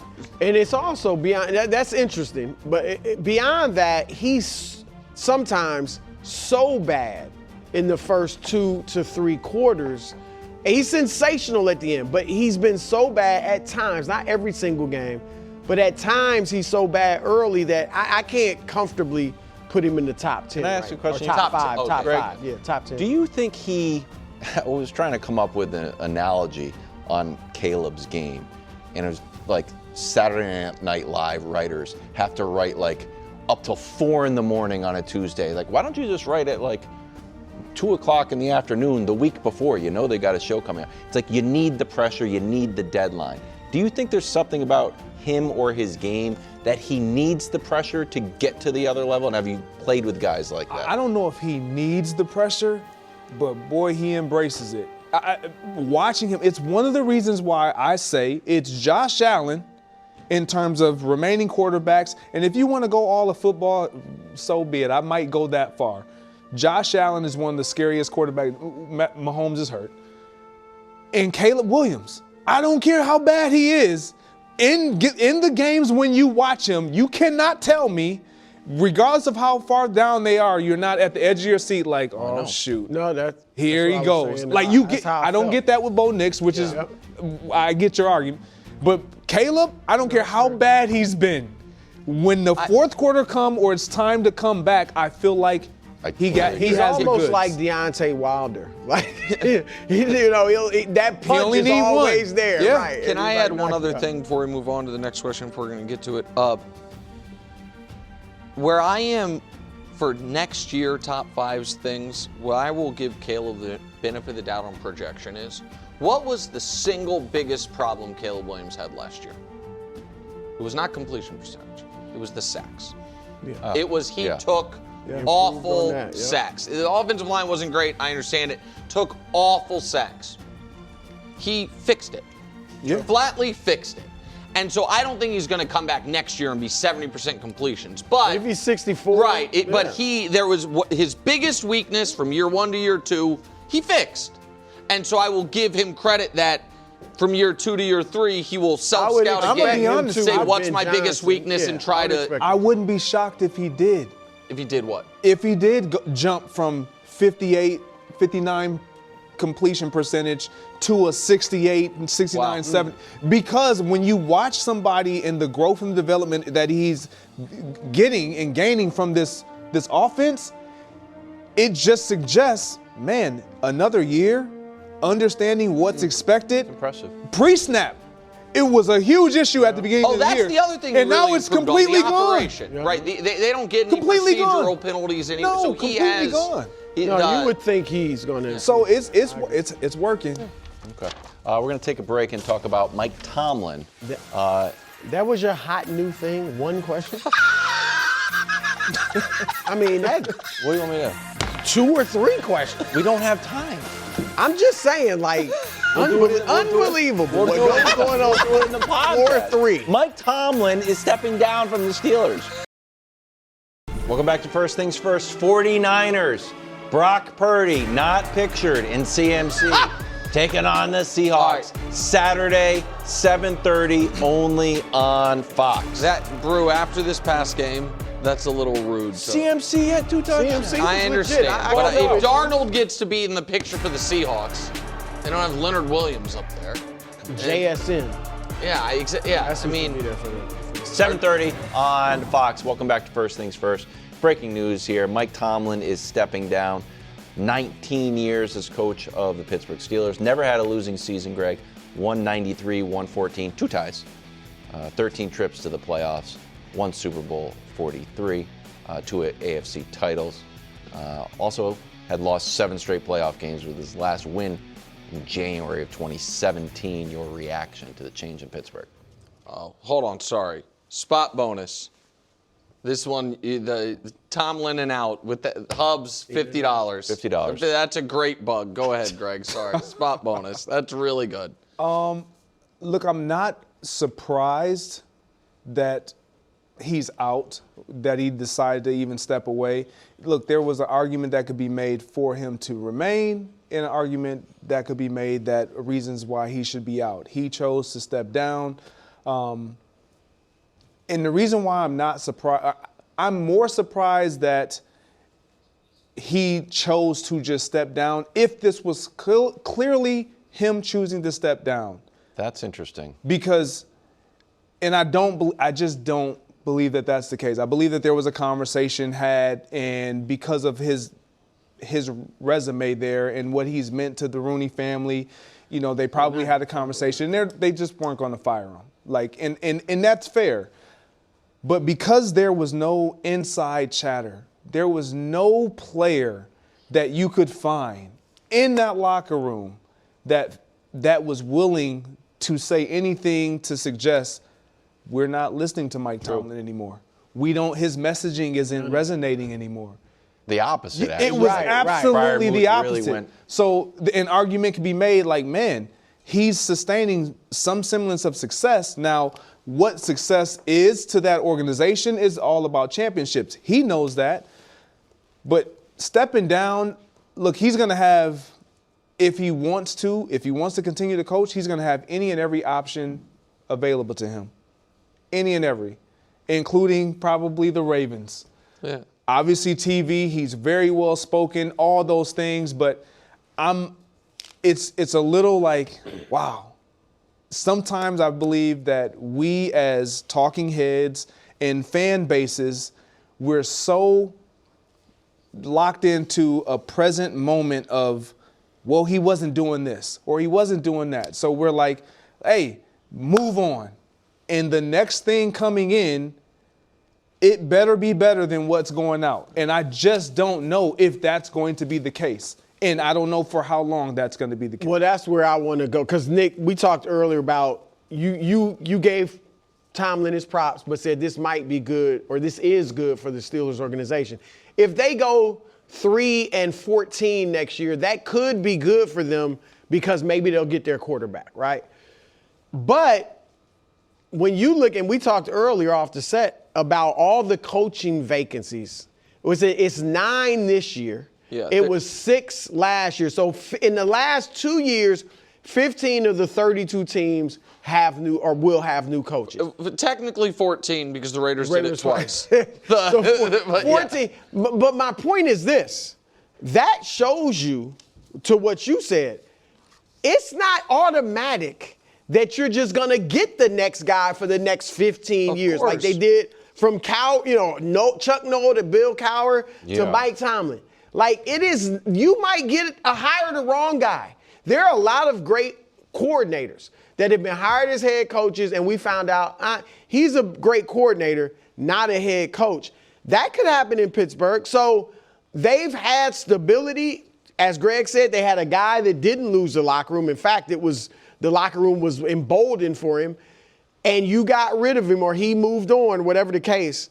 And now we tend to think, I think when we talked about it earlier, we were talking like they're going to get Flores or whoever, and he's going to be there for the next 20 years. They might go through a carousel of coaches and not find that next Tomlin for a long time. Listen, I think, maybe this will sound contradictory to people, I think it is overwhelmingly likely that their next head coach is not as good as Mike Tomlin. If we're saying Mike Tomlin's a Hall of Famer, the odds are against their next head coach also being a Hall of Famer. But can he be good enough, you know what I mean, to be there for 10 years? Right. So I think both things can be true. That their next head coach is not as good as Mike Tomlin, and that Mike Tomlin stepping down was good for the Steelers. Because, again, and I don't want to be redundant, the question is the goal of the organization, is the number one objective avoiding the floor or reaching the ceiling? And I think that across organizations is a real question that you have to ask yourself about this position that someone has held for a long time. Is my goal for that position, my number one objective being not have it be awful or give it a chance to be great? And I think Tomlin is a great head coach, but I don't think the Steelers were going to be a great team as far as a Super Bowl favorite continuing on this path, which the path clearly was, in my opinion, overly prioritizing the defense, trying to patchwork together an offense, and every few years being like, or really every year at this point, new quarterback. Every year. And they signed Aaron Rodgers planning, we'll do it again next year, and by the way, we didn't draft one. And so I just don't think they have now opened up that they could hit the basement and opened up that they could become a Super Bowl favorite. And again, not next year, but do the things.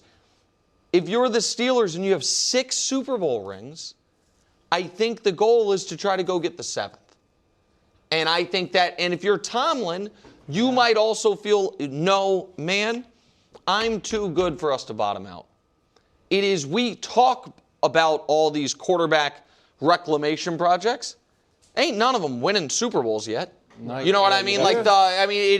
Baker, has been great. Yep. Darnold, we'll see. Maybe he does it this year. Who knows? But those have been good stories, but not like, man, we're in it. Yep. So Tomlin might have also felt like, I don't know how we're going to get there. I took a shot on Rodgers, like maybe one more year of magic. Like that to me, the Rodgers signing indicates to me, Tomlin thought this might happen a year ago. Like when Tomlin signed Rodgers, he could see there's a chance that this is my last year. That I'm not going to be here. Yeah. That my time here is coming to a close. He signed Russell Wilson. Yep. And then signs Aaron Rodgers. Like, I want to give myself one more chance, and then this organization can reset. That, to me, is it doesn't have to be a villain and, you know what I mean, a bad thing. So, go ahead, Rob. I was going to ask you a question. Do you think that this story is actually a quarterback story? And it's like Sean Payton, Bill Belichick was the longest tenured head coach, Brady leaves. He hangs on a little with Cam. Draft Mac. Mac kind of falls apart. And then he's gone. And then we get Drake. And now Vrabel's might be coach of the year, also because he's got Drake. We talked about Sean Payton, long tenured. Drew leaves. He hangs on. Hey, maybe I'll run the Wildcat. He takes off. Is this really just the story of not always being above 500, but like we never fixed the Big Ben problem? Yes. And you got to think about Steelers and defense go hand in hand. Chuck Noll, defensive guy. Bill Cowher, defensive guy. Mike Tomlin, defensive guy. I'm not so certain that they're going to go out and get an offensive guy. I'm more certain and confident they're going to go out and stay on brand to who they are, defensive guy.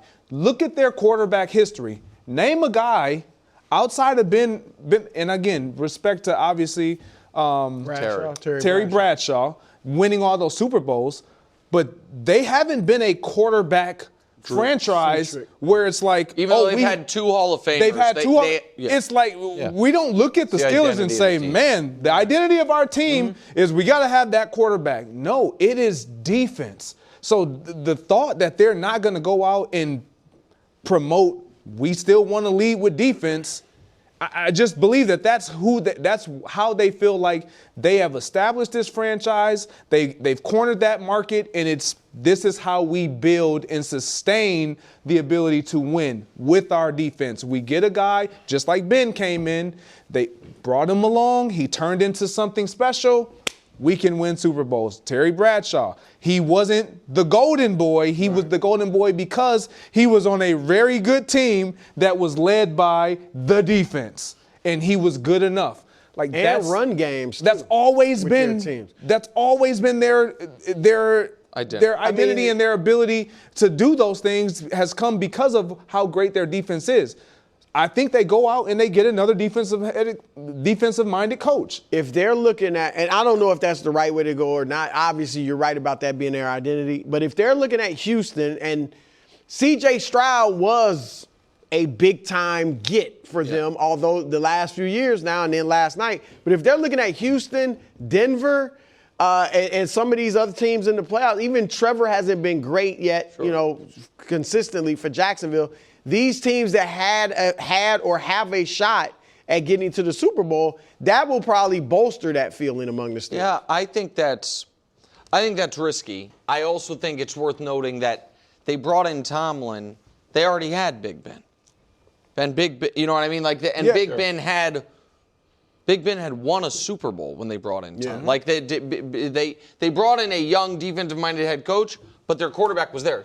And I understand your point. Go ahead. I was going to say he was on. Tomlin was on that roster. Big Ben was already on that roster. Totally understand. They didn't win that Super Bowl because of Big Ben. No. Okay. No. There's no doubt about that. But when they hired Tomlin, but they knew they had their guy. They knew they had their quarterback. They were not led by Big Ben, and Big Ben had his best stretch of his career under Tomlin. But they weren't in the position of, we're hiring a defensive-minded head coach, a young defensive-minded head coach, and we need to find and develop a quarterback. Right. And so that it's just a slightly different situation. The Patriots didn't hire a young head coach. I mean, Vrabel's young, but he's not first time. But they hired Vrabel. They felt confident. The quarterback is already in place. And so it's just a very tricky way to do business. And I would argue one of potential issues for C.J. Stroud is you hired the defensive-minded head coach, who I think is excellent, and now he doesn't have the continuity of play caller offensive scheme year to year, because that you can be on a bit of a rotation in that regard. I think it's dangerous if I was a head coaching candidate, and granted, there's only a handful of these jobs, but if you were the hot shot candidate, like, by the way, like Steelers, we've only had 3 coaches. It's going to be excellent. We don't know who our quarterback is. Wouldn't that scare you off if Baltimore is available? That's the only job, though. I guess but that's why the jobs exist, because the quarterback is quarterbacks. And I was talking to Brew about this upstairs. Like, it would scare me off Raiders if pending the franchise, but because of the history and the track record of knowing the Rooney family and them not having the turnover, you would walk in there almost believing, maybe naive of you to believe that, but you would have a runway that you wouldn't have anywhere else. That's what I believe, and that's why I think this is such for an ambitious head coaching candidate. You interview with the Rooneys, and they're like, listen, we want to make this very clear. Omar Khan's in this interview. You probably will never coach TJ Watt because he is going to be on the trade block. I think you look at our roster, everyone that's over 28 years old, consider them as potentially being dealt. I know we just traded for and signed DK Metcalf. You know, he could be dealt. Anyone DK or older is on the block, and we are going to tear it down to the studs, so to speak, and build it back up. I understand that for anybody that is a nerve-wracking situation. I would argue the Steelers would be the number one franchise draft pick to believe they aren't going to get cold feet and fire you after 2 years. Like that's what 3 coaches in a half century has earned you. Just the counterpoint, Tomlin got there and won. Yes. So, I haven't seen the Steelers have any appetite for losing. In fact, they prioritized Cowher wasn't great every year, but yeah. The defense was. Rough night for Aaron Rodgers. First time he hasn't led his team to a touchdown in the playoffs. 146 yards on the night was the fewest in his playoff career.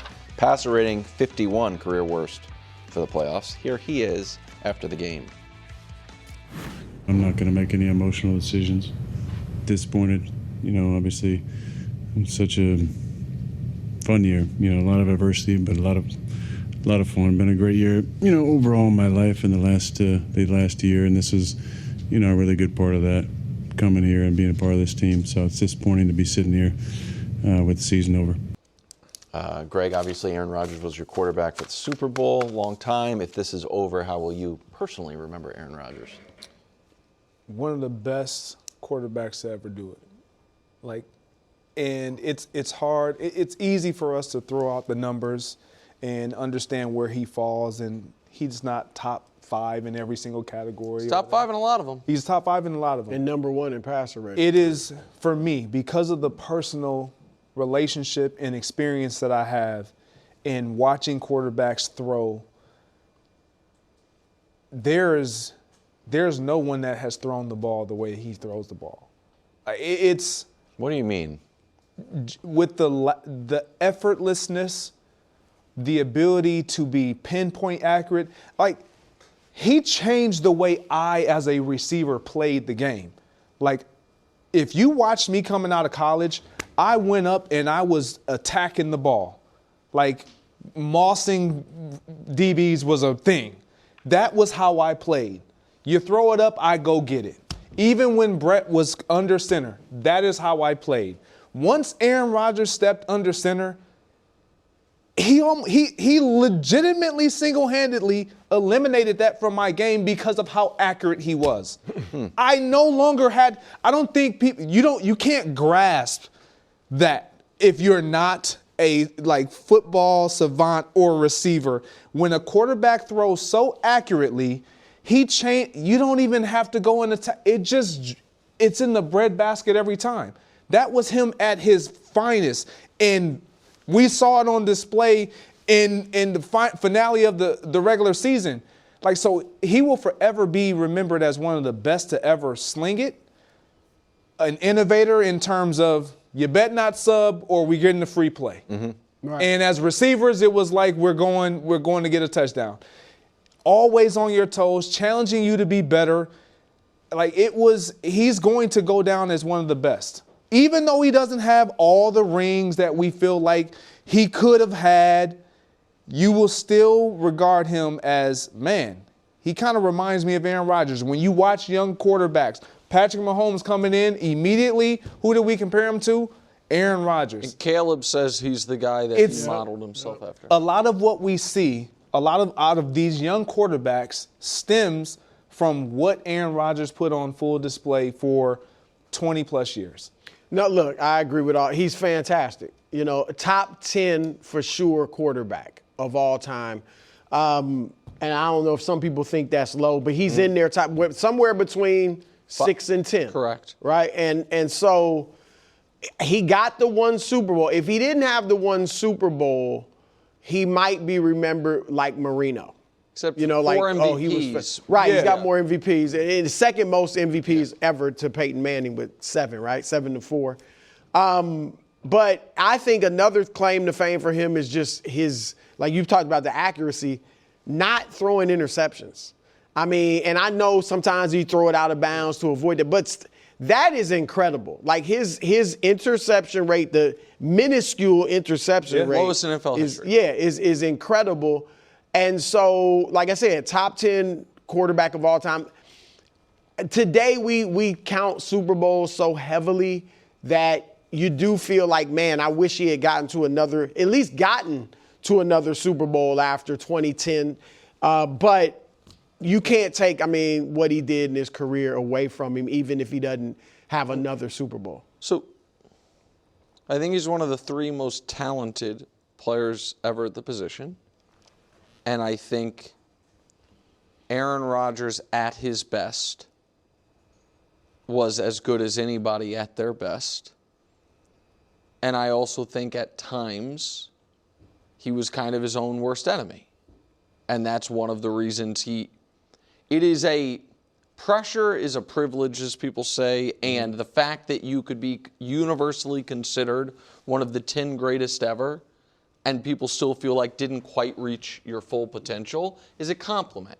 There's a Shaquille O'Neal aspect to it. Right. Yeah. Shaq is inarguably one of the 12 greatest players ever, and some people say an underachieved. Yep. I'm not trying to take shots at greatness here. I'm just trying. I feel like there was an element of Rodgers.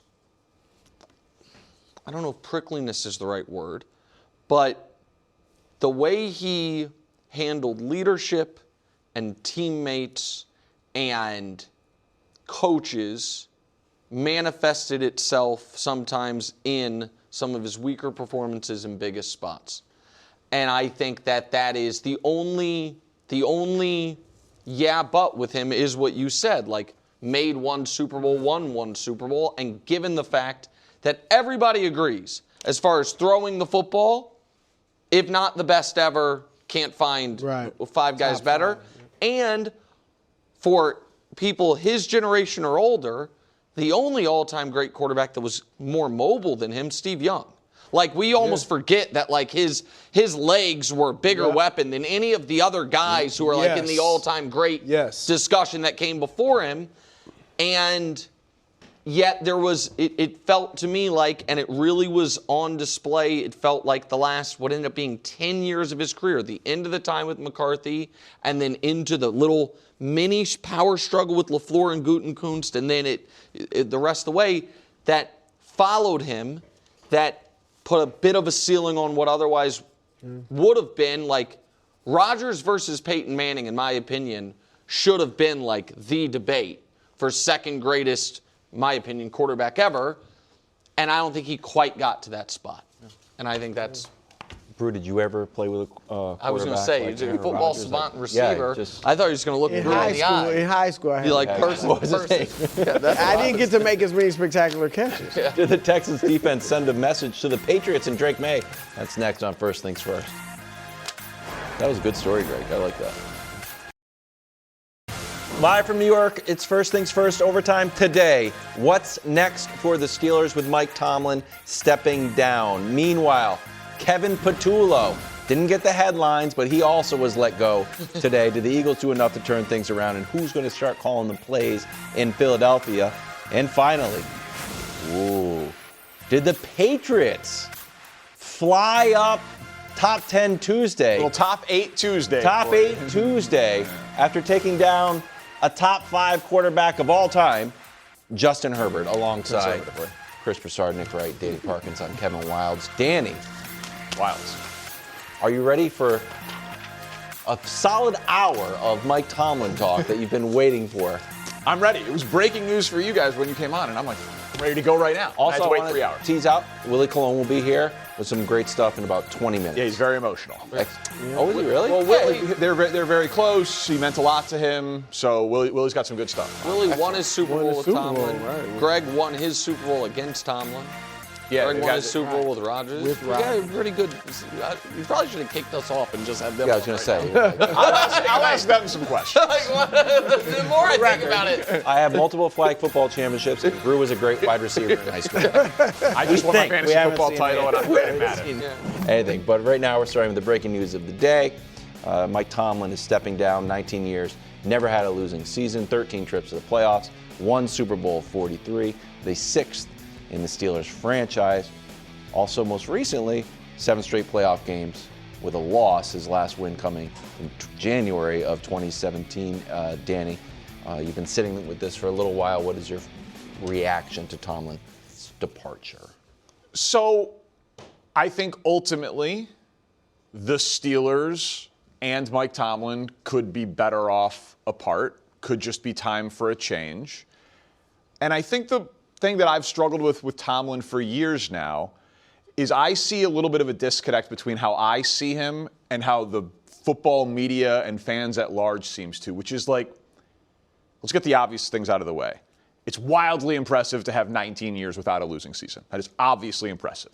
200 wins, a Super Bowl championship, incredible. If we were doing Madden ratings of coaching attributes, like leadership and culture, he might be the best. Yeah. Andy Reid, Dan Campbell, like he might be 100 out of 100 the best you could possibly be as a football coach.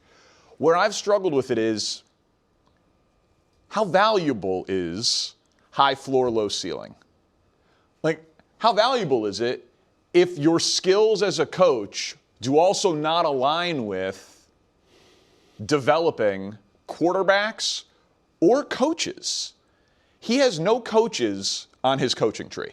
Not a one. No Mike Tomlin assistant has gone on to be an NFL head coach. He keeps turning over offensive coordinator, Arthur Smith, Matt Canada, Randy Fichtner, Todd Haley. He inherited Ben Roethlisberger, so he doesn't really, he won with him, but he wasn't his guy. But he's so good at the leadership culture stuff that you're always going to win 8, 9, 10, 11 games. But then that puts you in a position where you're too good to draft a quarterback at the top. But then you're a defensive coach and your defense falls apart in these playoff games where you are the first coach in NFL history to have 5 straight playoff losses by double digits. Like, what's the value in winning 10 games, getting boat raced in the playoffs, and never developing an offensive coach or quarterback? I struggle with it. He'll be discussed for the Hall of Fame, but I get why Steelers fans have grown tired of high floor, low ceiling, but I also get why 15 teams would want to hire him because they churn over coaches every 3 years. I would argue, though, that the low ceiling is quarterback related. But he's the head coach. Like, he's not the GM, and I know he has a lot to say, obviously, with his stature in the organization, but when he had a top-flight quarterback, he got to 2 Super Bowls and won 1. And I know after that, they didn't always make the Super Bowl, obviously, with Ben Roethlisberger. But I'm saying we can't say he has a low ceiling because when he had a guy, there is nobody when your quarterback is not elite who is consistently competing for the Super Bowl. I think Kyle Shanahan's the only one. I think he's the only one, fair. And I think that's he's in and out. I mean, when they have injuries, right? Yeah. When they have injuries, they go to 6 wins. Yes, you know what I'm saying. So he's but up Shanahan's and down. the only one. It's not like there's a lot of guys. Shanahan's right. the only one that we've seen do that. And I think he has the ceiling. His ceiling is the Super Bowl. He can win the Super Bowls. He's proven that. And then the floor is low. Like I was saying earlier, Danny, he had a winning record with these are 4 guys that are now objectively backups. Russell Wilson at the stage he had him last year, Justin Fields, Mason Rudolph, and Kenny Pickett. And he had a winning record with them. Like that, so him making the playoffs, I agree, the defensive performances have not been good. But I don't think those were playoff teams.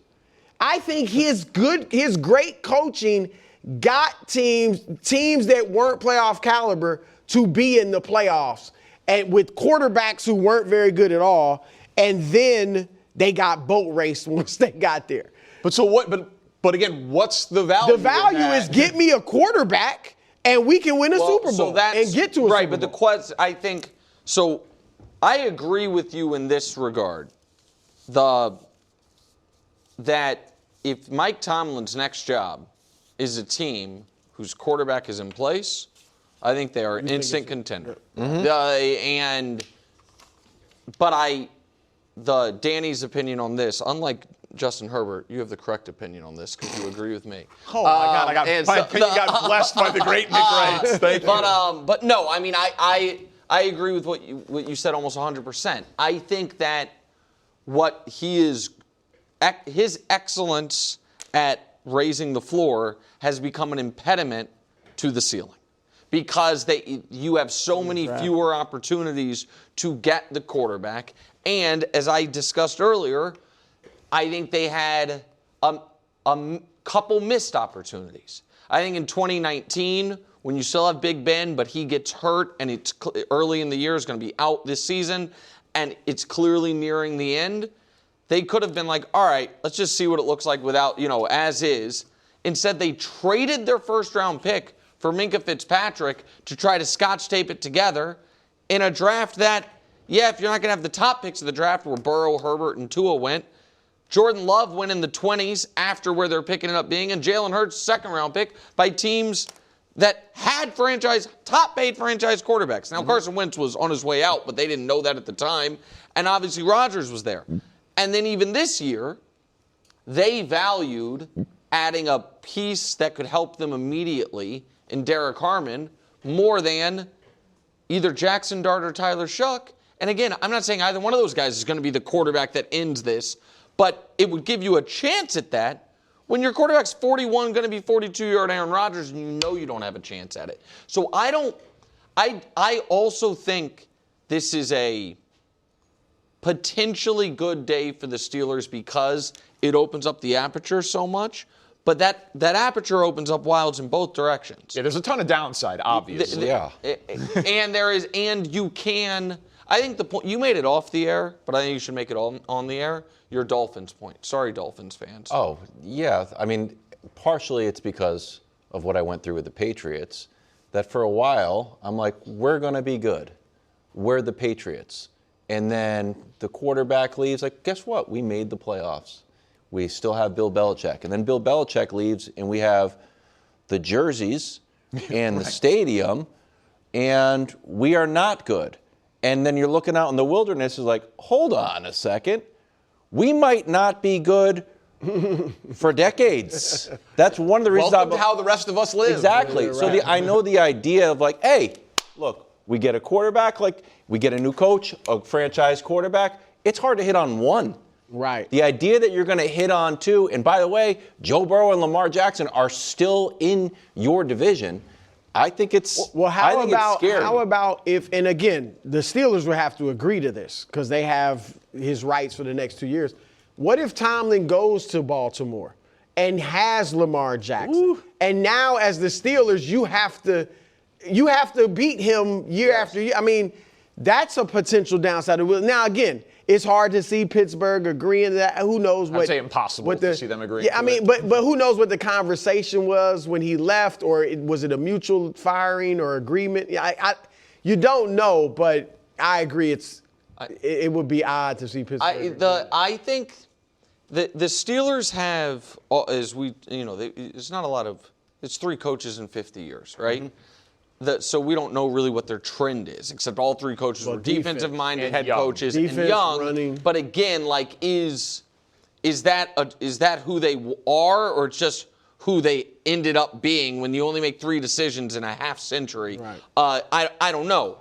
I would think that in 2026, if you're hiring a head coach and you don't have your quarterback in place, and unlike when the Texans hired D'Amico, you don't have a top 3 pick where you're drafting your quarterback, I would think you're going to lean to go offense. that you're going to say we want whatever young quarterback ends up being the Pittsburgh Steelers quarterback to give him a chance to pair with an offensive-minded head coach as he, a la Caleb and Ben Johnson or grow together. The Patriots didn't have to do that because they knew they had their quarterback in Drake May.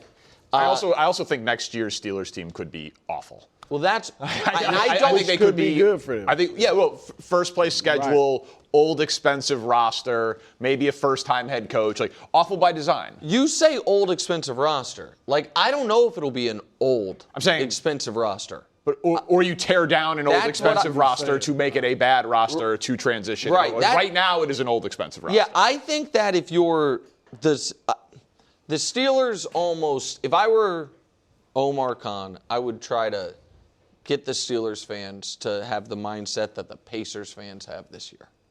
Like, hey, 1 year. Now, the Pacers, it's because Halliburton got hurt. But, like, 1 year, and we'll be back, you know what I mean? Give us 1 year that's not going to be fun, where we're trading T.J. Watt, where we're seeing if anybody wants Jalen Ramsey, where we're clearing our books, adding draft capital. I know it sounds... No, I think their fans. I think a lot of their fans are ready for that. I mean, not for 3 years, but I think a lot of them feel the same way as far as we know we can win 10 games. We know we can make the playoffs, but for us to get to the next level, we gotta go to the bottom for a year or two. The one difference though is Indiana knows they got Halliburton, yes. right? Yeah. And so Pittsburgh doesn't have that guy. Is the analogy Peyton in Denver? Where, hey, Peyton Manning or Sean Payton? Sean Payton. Okay, sorry. Where I'm going to come in here, I don't like what I'm seeing, we're going to bottom out, but then I'm going to make the playoffs. I just think it's very difficult to chase two rabbits. Develop a winning culture and lose on purpose. Dan Campbell was able to somehow do it, but he also had a quarterback that went to the Super Bowl. But I don't think they lost. I don't think Campbell or Peyton lost on purpose. But if you're gonna gut the roster, and I'm not saying the Broncos lost on purpose, but they're like, I think Russell Wilson would have won more games than. When he benched him, I mean, they weren't very good. Just winning was not a priority. They were turning the page. Yes. But how are you doing that? Young coach, like, I won 3 games. Listen, I don't. Tough. If the whole thing is job security, then it's a great job because historically they keep coaches. Maybe. But right, those guys won right away. They won right away. You have an old expensive roster, the 21st pick in the draft. You have to follow Mike Tomlin. You're going to be bad next year. It's not a great spot for next year. What the Broncos had was the other thing that hurts the Steelers is there is not the Sean Payton of 2026 coaching cycle is Mike Tomlin and John Harbaugh. One they just parted ways with. There isn't the guy. There isn't Jim Harbaugh. There isn't the coach sitting out there that you're like he comes in and he instantly. You know what I mean? Gets everything rolling. The way the Broncos felt about Sean Payton. Yeah. Like those two guys, one, it would be stunning if John Harbaugh goes to the Steelers, and the other one's Tomlin, who just left the Steelers. It's going to be either a dice roll on a guy like Stefanski or Mike McDaniel, and by that I just mean second. McDaniel would really be a departure from McDaniel. Or a first-time head coach. I guess Brian Flores wouldn't be a first-time head coach, but Flores would be. But it would be a retread sounds mean, but a guy who's been a head coach before but not had the success of Harbaugh, Payton, or either of these guys, or you're rolling a dice on Clint Kubiak, or you're rolling Robert Saleh would be an example of a retread that you think. Again, if I'm as much as I like Saleh, they don't have a quarterback, and there's no guarantee you're going to get one, even if you have a top pick. Yeah. And we saw him without the quarterback in New York. Yeah. I like Saleh. Flores, I like Flores there. It's just hard without a quarterback. No, right. I think it's hard to we won 4 games, but we had 13 they lost the right way. Losses. I think it's just so hard. Okay, it's Tuesday, of course, which means it's time for Top 10 Tuesday. But since there's not 10 teams, Top 8 Tuesday. Couldn't figure out a way to get the Chargers into the top 8. because they lost. So we began at number 8. The Niners. Too many injuries. Again, this is how you are right now. George Kittle gets injured in the midst of that game.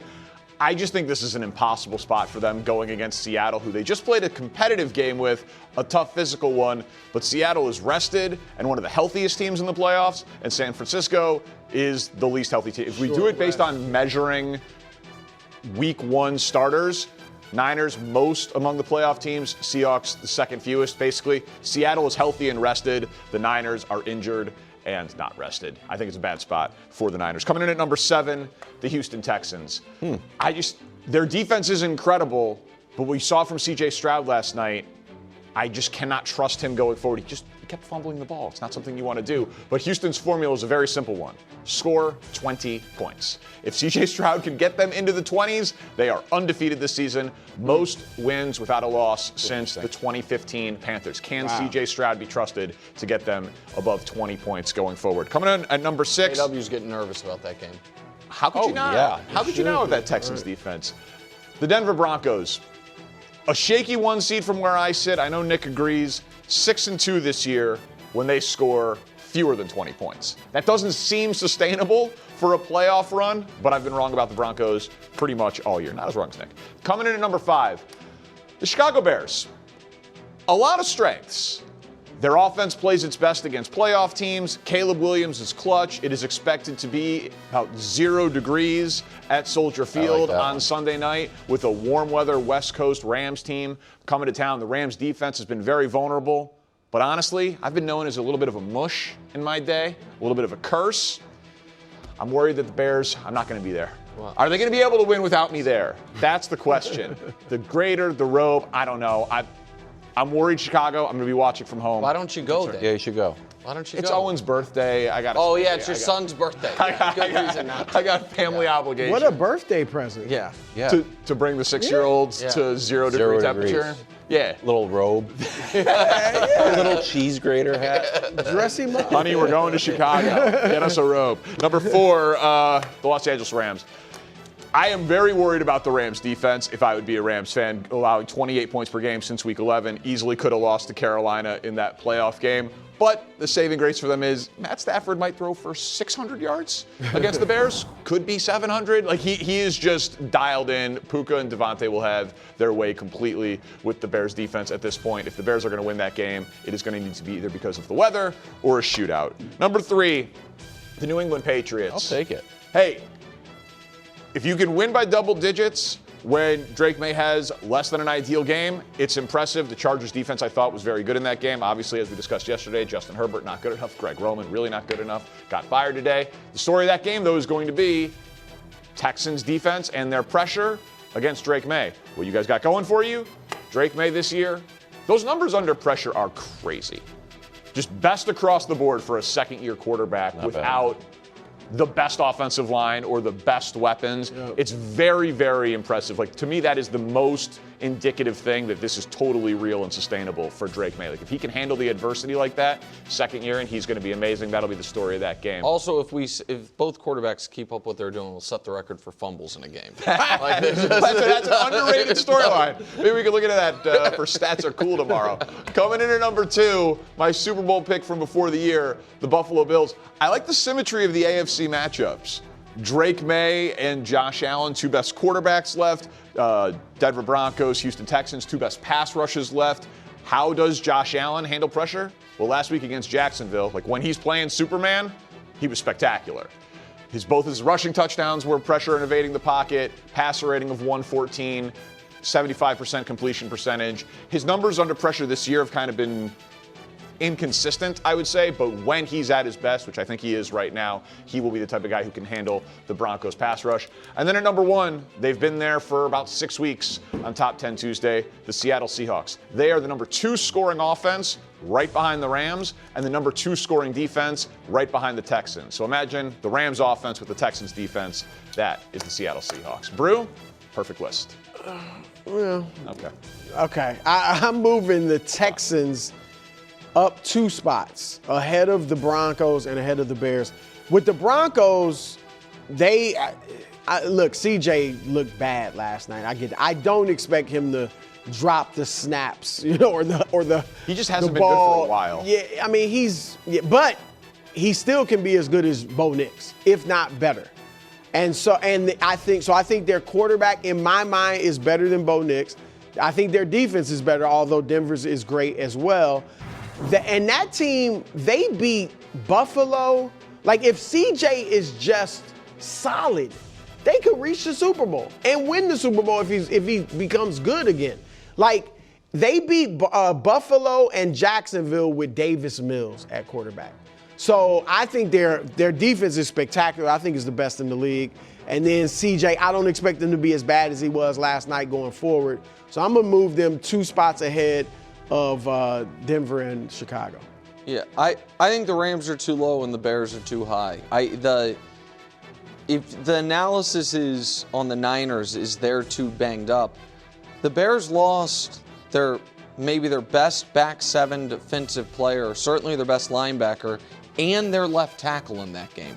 Like, that was the underrated story of the comeback, is the Bears are going to be going into this next game without their left tackle. And the Rams, listen, the Rams, I understand, escaped against Carolina. Mm-hmm. I still think they have been neck and neck with Seattle over the course of the year as the best team in the league. And so Super Bowl odds agree with you. Right. Still second best. I think that the Rams should be up to 2, and I think Chicago should probably, because of the injuries and the defensive concerns, be dropped to 7. So I would just move one team up and one team down. Although I liked where you had the Patriots. I think Nick is right. Okay. 8 bad defense. You know, I coined the phrase defense wins championships. Trademark? That is trademark, yes. Oh, good job by you. Bears defense concerns me. Caleb in the 4th quarter does not concern me. Go win another shootout. Willie Colon, the former Steeler, talks about Tomlin leaving Pittsburgh. That's next. Welcome back to the OT. Big news in the world of sports out of Pittsburgh today. Mike Tomlin is stepping down as the head coach of the Pittsburgh Steelers. Art Rooney has put out a statement. It's hard for me to put into words the level of respect and appreciation I have for Coach Tomlin. He guided the franchise to our 6th Super Bowl championship and made the playoffs 13 times. His track record of never having a losing season in 19 years will likely never be duplicated.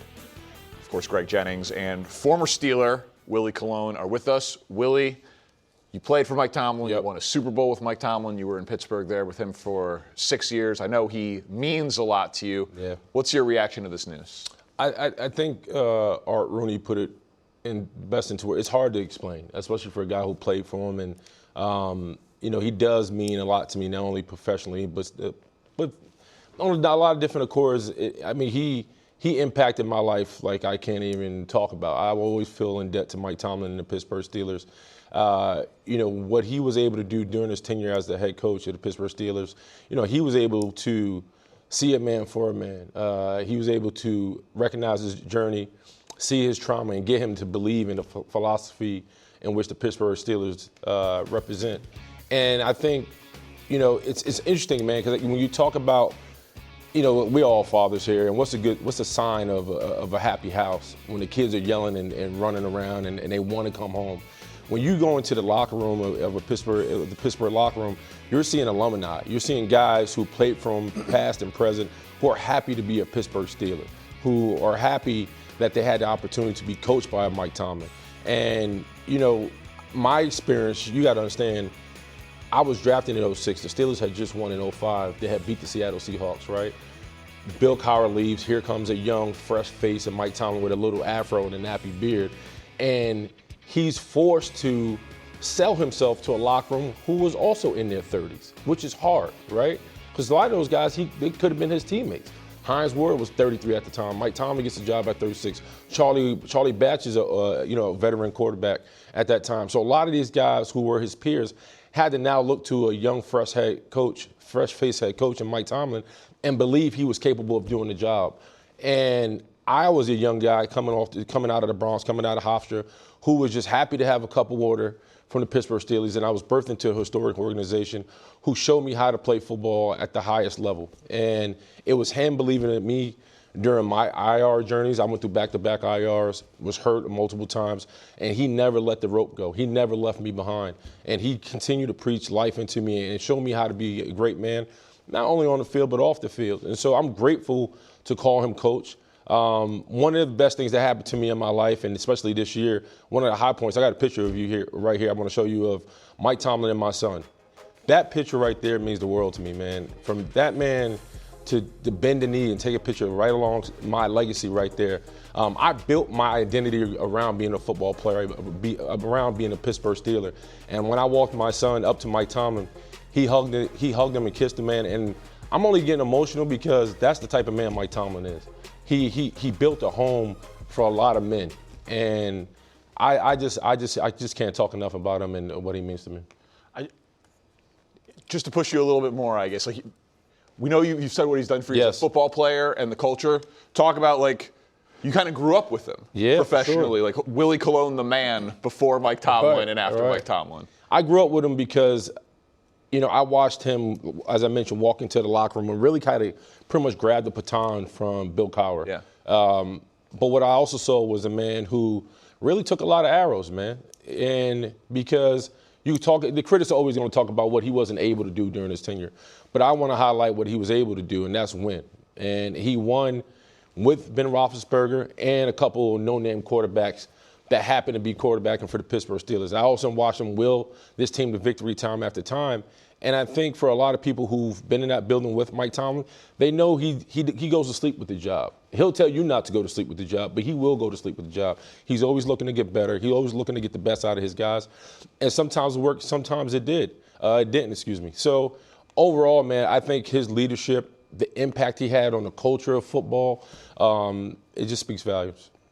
Look, man, to follow that, as an outsider, being in the National Football League, as players, you always have either a player in my position, a quarterback, a coach that you feel like, man, I would love to play with that guy, or I would love to play for that guy. Mike Tomlin, almost universally, was a name that all of us really just wanted to know what it was like to play for that guy because of how he presented himself, how players within that organization spoke of him. Listening to you right now is giving me chills because it's like we all want to feel that in a work environment. We all want to be led the right way. And a lot of times when coaches don't have the success, which, again, totally understand why you would part ways, why there was screaming and hollering of we want something new, can respect it. But when you look at this organization and what he brought and maintained, and that quote that I was not a part of, but it's something that I refer to often. The standard is the standard. Because of how that organization was run, prior to him even taking over the baton, the lack of losing seasons that they went through with Chuck Noll, with Bill Cowher, and then for him to take that baton and never allow this fan base and this organization to experience what it even felt like to go open the basement door to hit the steps. Forget going in the basement. They never did that. But to open even the door, like, that speaks volumes. And like Mr. Rooney said, I doubt if that will ever be duplicated.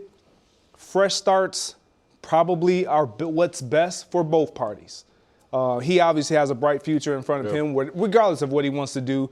But it's tough as an outsider to see somebody who you know and believe that this means so much to. He's given everything he is as a man to a city, to an organization, to step away and it not end on the terms of which you would like.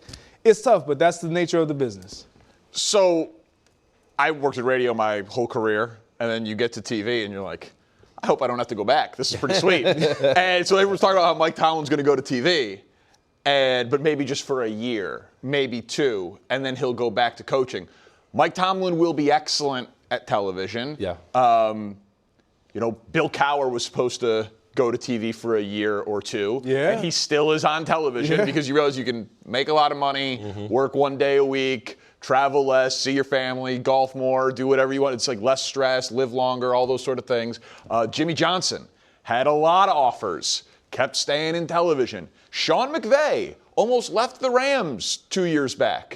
He's young to go to television. Like, these guys who are very clearly great, would be great at television, can make a lot of money. Like, where do you want to see Mike Tomlin? Like, I'm not asking you to name a team necessarily, but what do you hope or think is next for Mike Tomlin? I see him taking a year off, stepping back and kind of reassess where he's at. As Greg mentioned, he dedicated his life to the Pittsburgh Steelers in the city of Pittsburgh.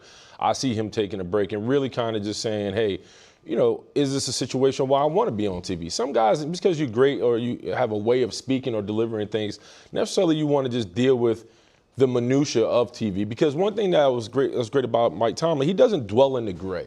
He's very straightforward. He'll tell you what's on his mind. And I think right now I can see him stepping back and continue to mentor men in some departments. And I can see him maybe being a consultant for a lot of young head coaches, black and brown, who want to be the guy one day, who wants to send a head coach. So I see more of a consultant role. And then eventually, as you mentioned, there's going to be a lot of teams next year looking for a guy he can fill in and hopefully get a quarterback that can, come pair well with Mike Tomlin. Well, that's the thing about what I've struggled with in Tomlin. I talked about it with Nick Bruin-Wilds earlier. Is leadership and culture. He clearly is the best, right? He's an 11 out of 10. But there are no coaches on his coaching tree. Sure. And there are no quarterbacks that he has developed, right? He inherited Ben Roethlisberger. Yes. And they've never drafted and developed a star. So, what is the value of being an 8, 9, 10, 11 win coach and then losing in the first round of the playoffs and or getting blown out in these non-competitive? It's 5 straight playoff losses by double digits. To me, if I'm Mike Tomlin and I'm looking for my next job, I'm going to go to Cincinnati and replace Zach Taylor because then I have Joe Burrow. Or I'm going to, Sean McDermott leaves, I'm going to go have Josh Allen. I would be very hesitant to say, I'm going to go somewhere that doesn't have a quarterback in place, because I've seen Mike Tomlin without a quarterback, and you will be just good enough to not be able to draft a great quarterback. Yeah, listen, his resume speaks for itself, and everything you just mentioned is factual, so I can't negate any of that. But I think there's something to say that when you're able to win with a mediocre quarterback, right? When you're able to develop other parts of your football team around a quarterback who's not elite. Yeah, it's a no-brainer. If he's able to land with an elite quarterback and a culture that's already built, he's a plug-and-play coach. You imagine good things are ahead. But I think the fact that you do have the option of saying, hey, if we don't have a guy, we can win. But if we do get a guy, now we're talking a Super Bowl. That's a rarity a lot of coaches don't have in their bag. So I don't know if a story pops to mind, but what's it like to be in Mike Tomlin's doghouse? Oh, man.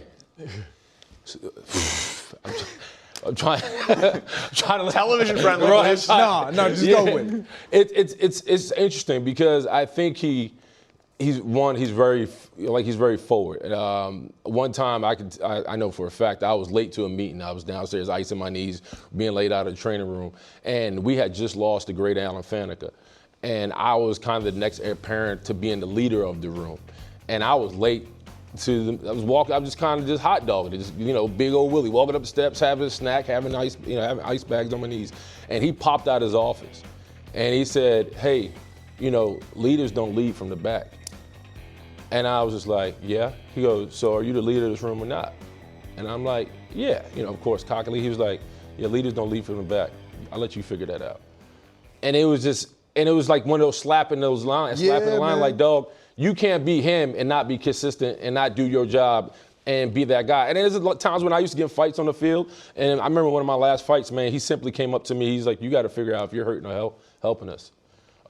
Just like that. It was those little jabs at me that would say, hey, man, you got to figure out if you're helping or hurting us, because right now, it doesn't look like you're helping us. We got a 15-yarder because you decided to throw a punch. And so those are those little moments that I said, okay, I got to get right. That's coaching right there. Good stuff, Willie. Thank you very much for that. And in Philly, making changes there as well. Kevin Patullo is out. Is that enough to fix the Eagles' offense? Big underachievers this year. We'll discuss. We take the OT to Philadelphia, where Nick Sirianni announced today that the Eagles have fired Kevin Patullo as offensive coordinator. Nick Sirianni put out a statement. I've decided to make a change at offensive coordinator. I met with Kevin today to discuss the difficult decision. Ultimately, when we fall short of our goals, that responsibility lies on my shoulders. That will now be the 5th offensive coordinator in 5 years for the Eagles. And to me, this is the first move. Like this one was fairly obvious. Jalen Hurts has now had 10 offensive coordinators in 10 years, going back to college. It's crazy. But he's really smart. He's a great leader. Jalen Hurts can handle a lack of continuity. Some of his coordinators, it's because, he would transfer or go from college to the NFL, or some left to get head coaching jobs, or some got fired. But Jalen Hurts will be able to handle it. But if we just put up the Eagles offense this year, and you think about the talent that they have, Jalen Hurts had 10 games with less than 200 passing yards. Only guy with more is Bryce Young.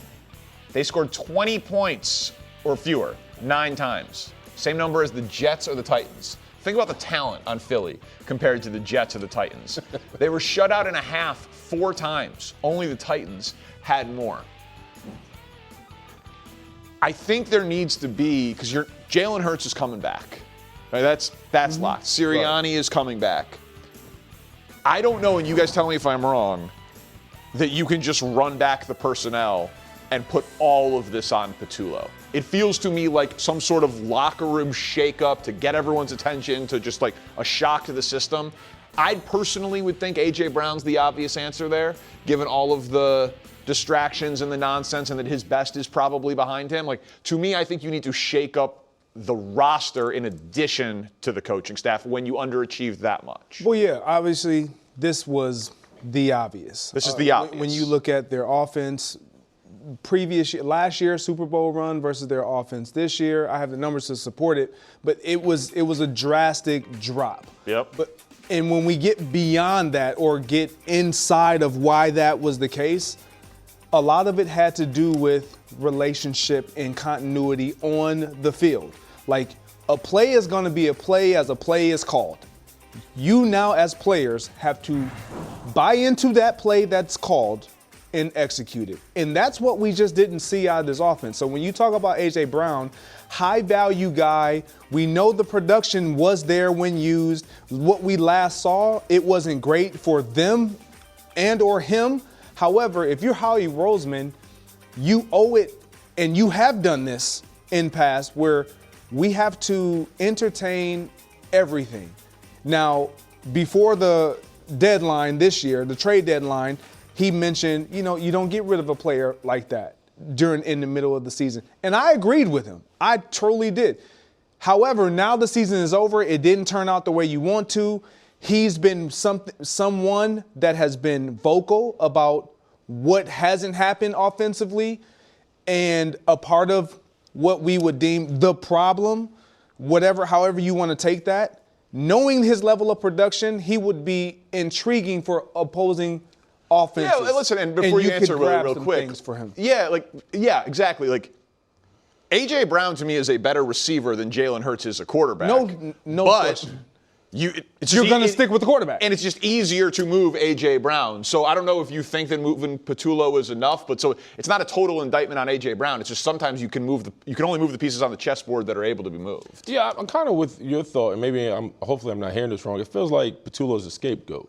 It's the first domino. He is a problem, but he has to be he's a symptom of a larger problem. But the playbook shrunk and it became stagnant because of the injuries on the offensive line. And I think if you want to get this thing right, A.J. Brown is A.J. Brown. We know he's going to come and go, whatever happens with him.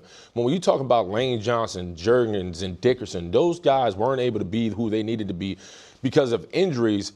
That shrunk the playbook of the Philadelphia Eagles. And it suffered, Jalen suffered because of it. AJ, the whole offense. Saquon, most importantly. So those stats you showed is indicative of one healthy offensive line.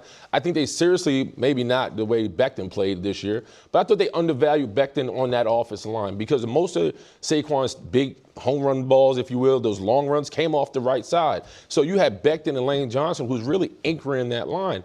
And as you move forward, I think the next person you have to reevaluate, and I'm not talking about getting rid of him, is how does Jalen Hurts get better in the next year? What does that look like from a schematic standpoint, and how does the offense evolve? Because it doesn't matter to me, it doesn't matter who the OC is. How can you elevate his game? Because what I saw this year from Jalen Hurts was lack of design runs, was missing open targets, seemed like he was panicking the pocket at times, and wasn't winning on early downs. So that's a Jalen Hurts issue. I don't think that's necessarily a schematic issue. So I think it's a Jalen Hurts issue, but you have to address the offensive coordinator, because if your quarterback isn't buying into what, again, as I mentioned, what is being called, that's problem out the gate. The reason why the A.J. Brown thing is something that I think they should, obviously, Howie Roseman probably will address and probably open the phone lines and take calls. The reason why I think there's a pause and apprehension there is because of the quarterback play. If you say A.J. Brown is gone, and you can't guarantee that the player that you bring or the skill set the assets that you get from A.J. Brown is going to help and assist who you believe Jalen Hurts is, then I don't know if you can truly just walk away from A.J. Brown. Sure, because I think that there's an argument, though, of addition by subtraction. We just need there to be less noise. And we need to cash in while there is still value and just make it a little easier. That part is true. And just make it a little easier. Yeah, that part is absolutely true. You've said here, I've said here, we've watched the tape. A lot of the noise came from A.J. Brown not getting the football, and he wasn't wrong. No, I know. You know what I mean? So it wasn't him just being a noisy receiver. We turn on the tape. One-on-one, he's the alpha. Go to him. Jalen wasn't. I feel you, but they're just not trading Jalen Hurts. Yeah. So if they can't coexist anymore, sorry. Mike Tomlin stepped down at Pittsburgh. He did? Is it official? That's what I keep hearing. So, is he a candidate here? Holy Mike, wouldn't that be awesome?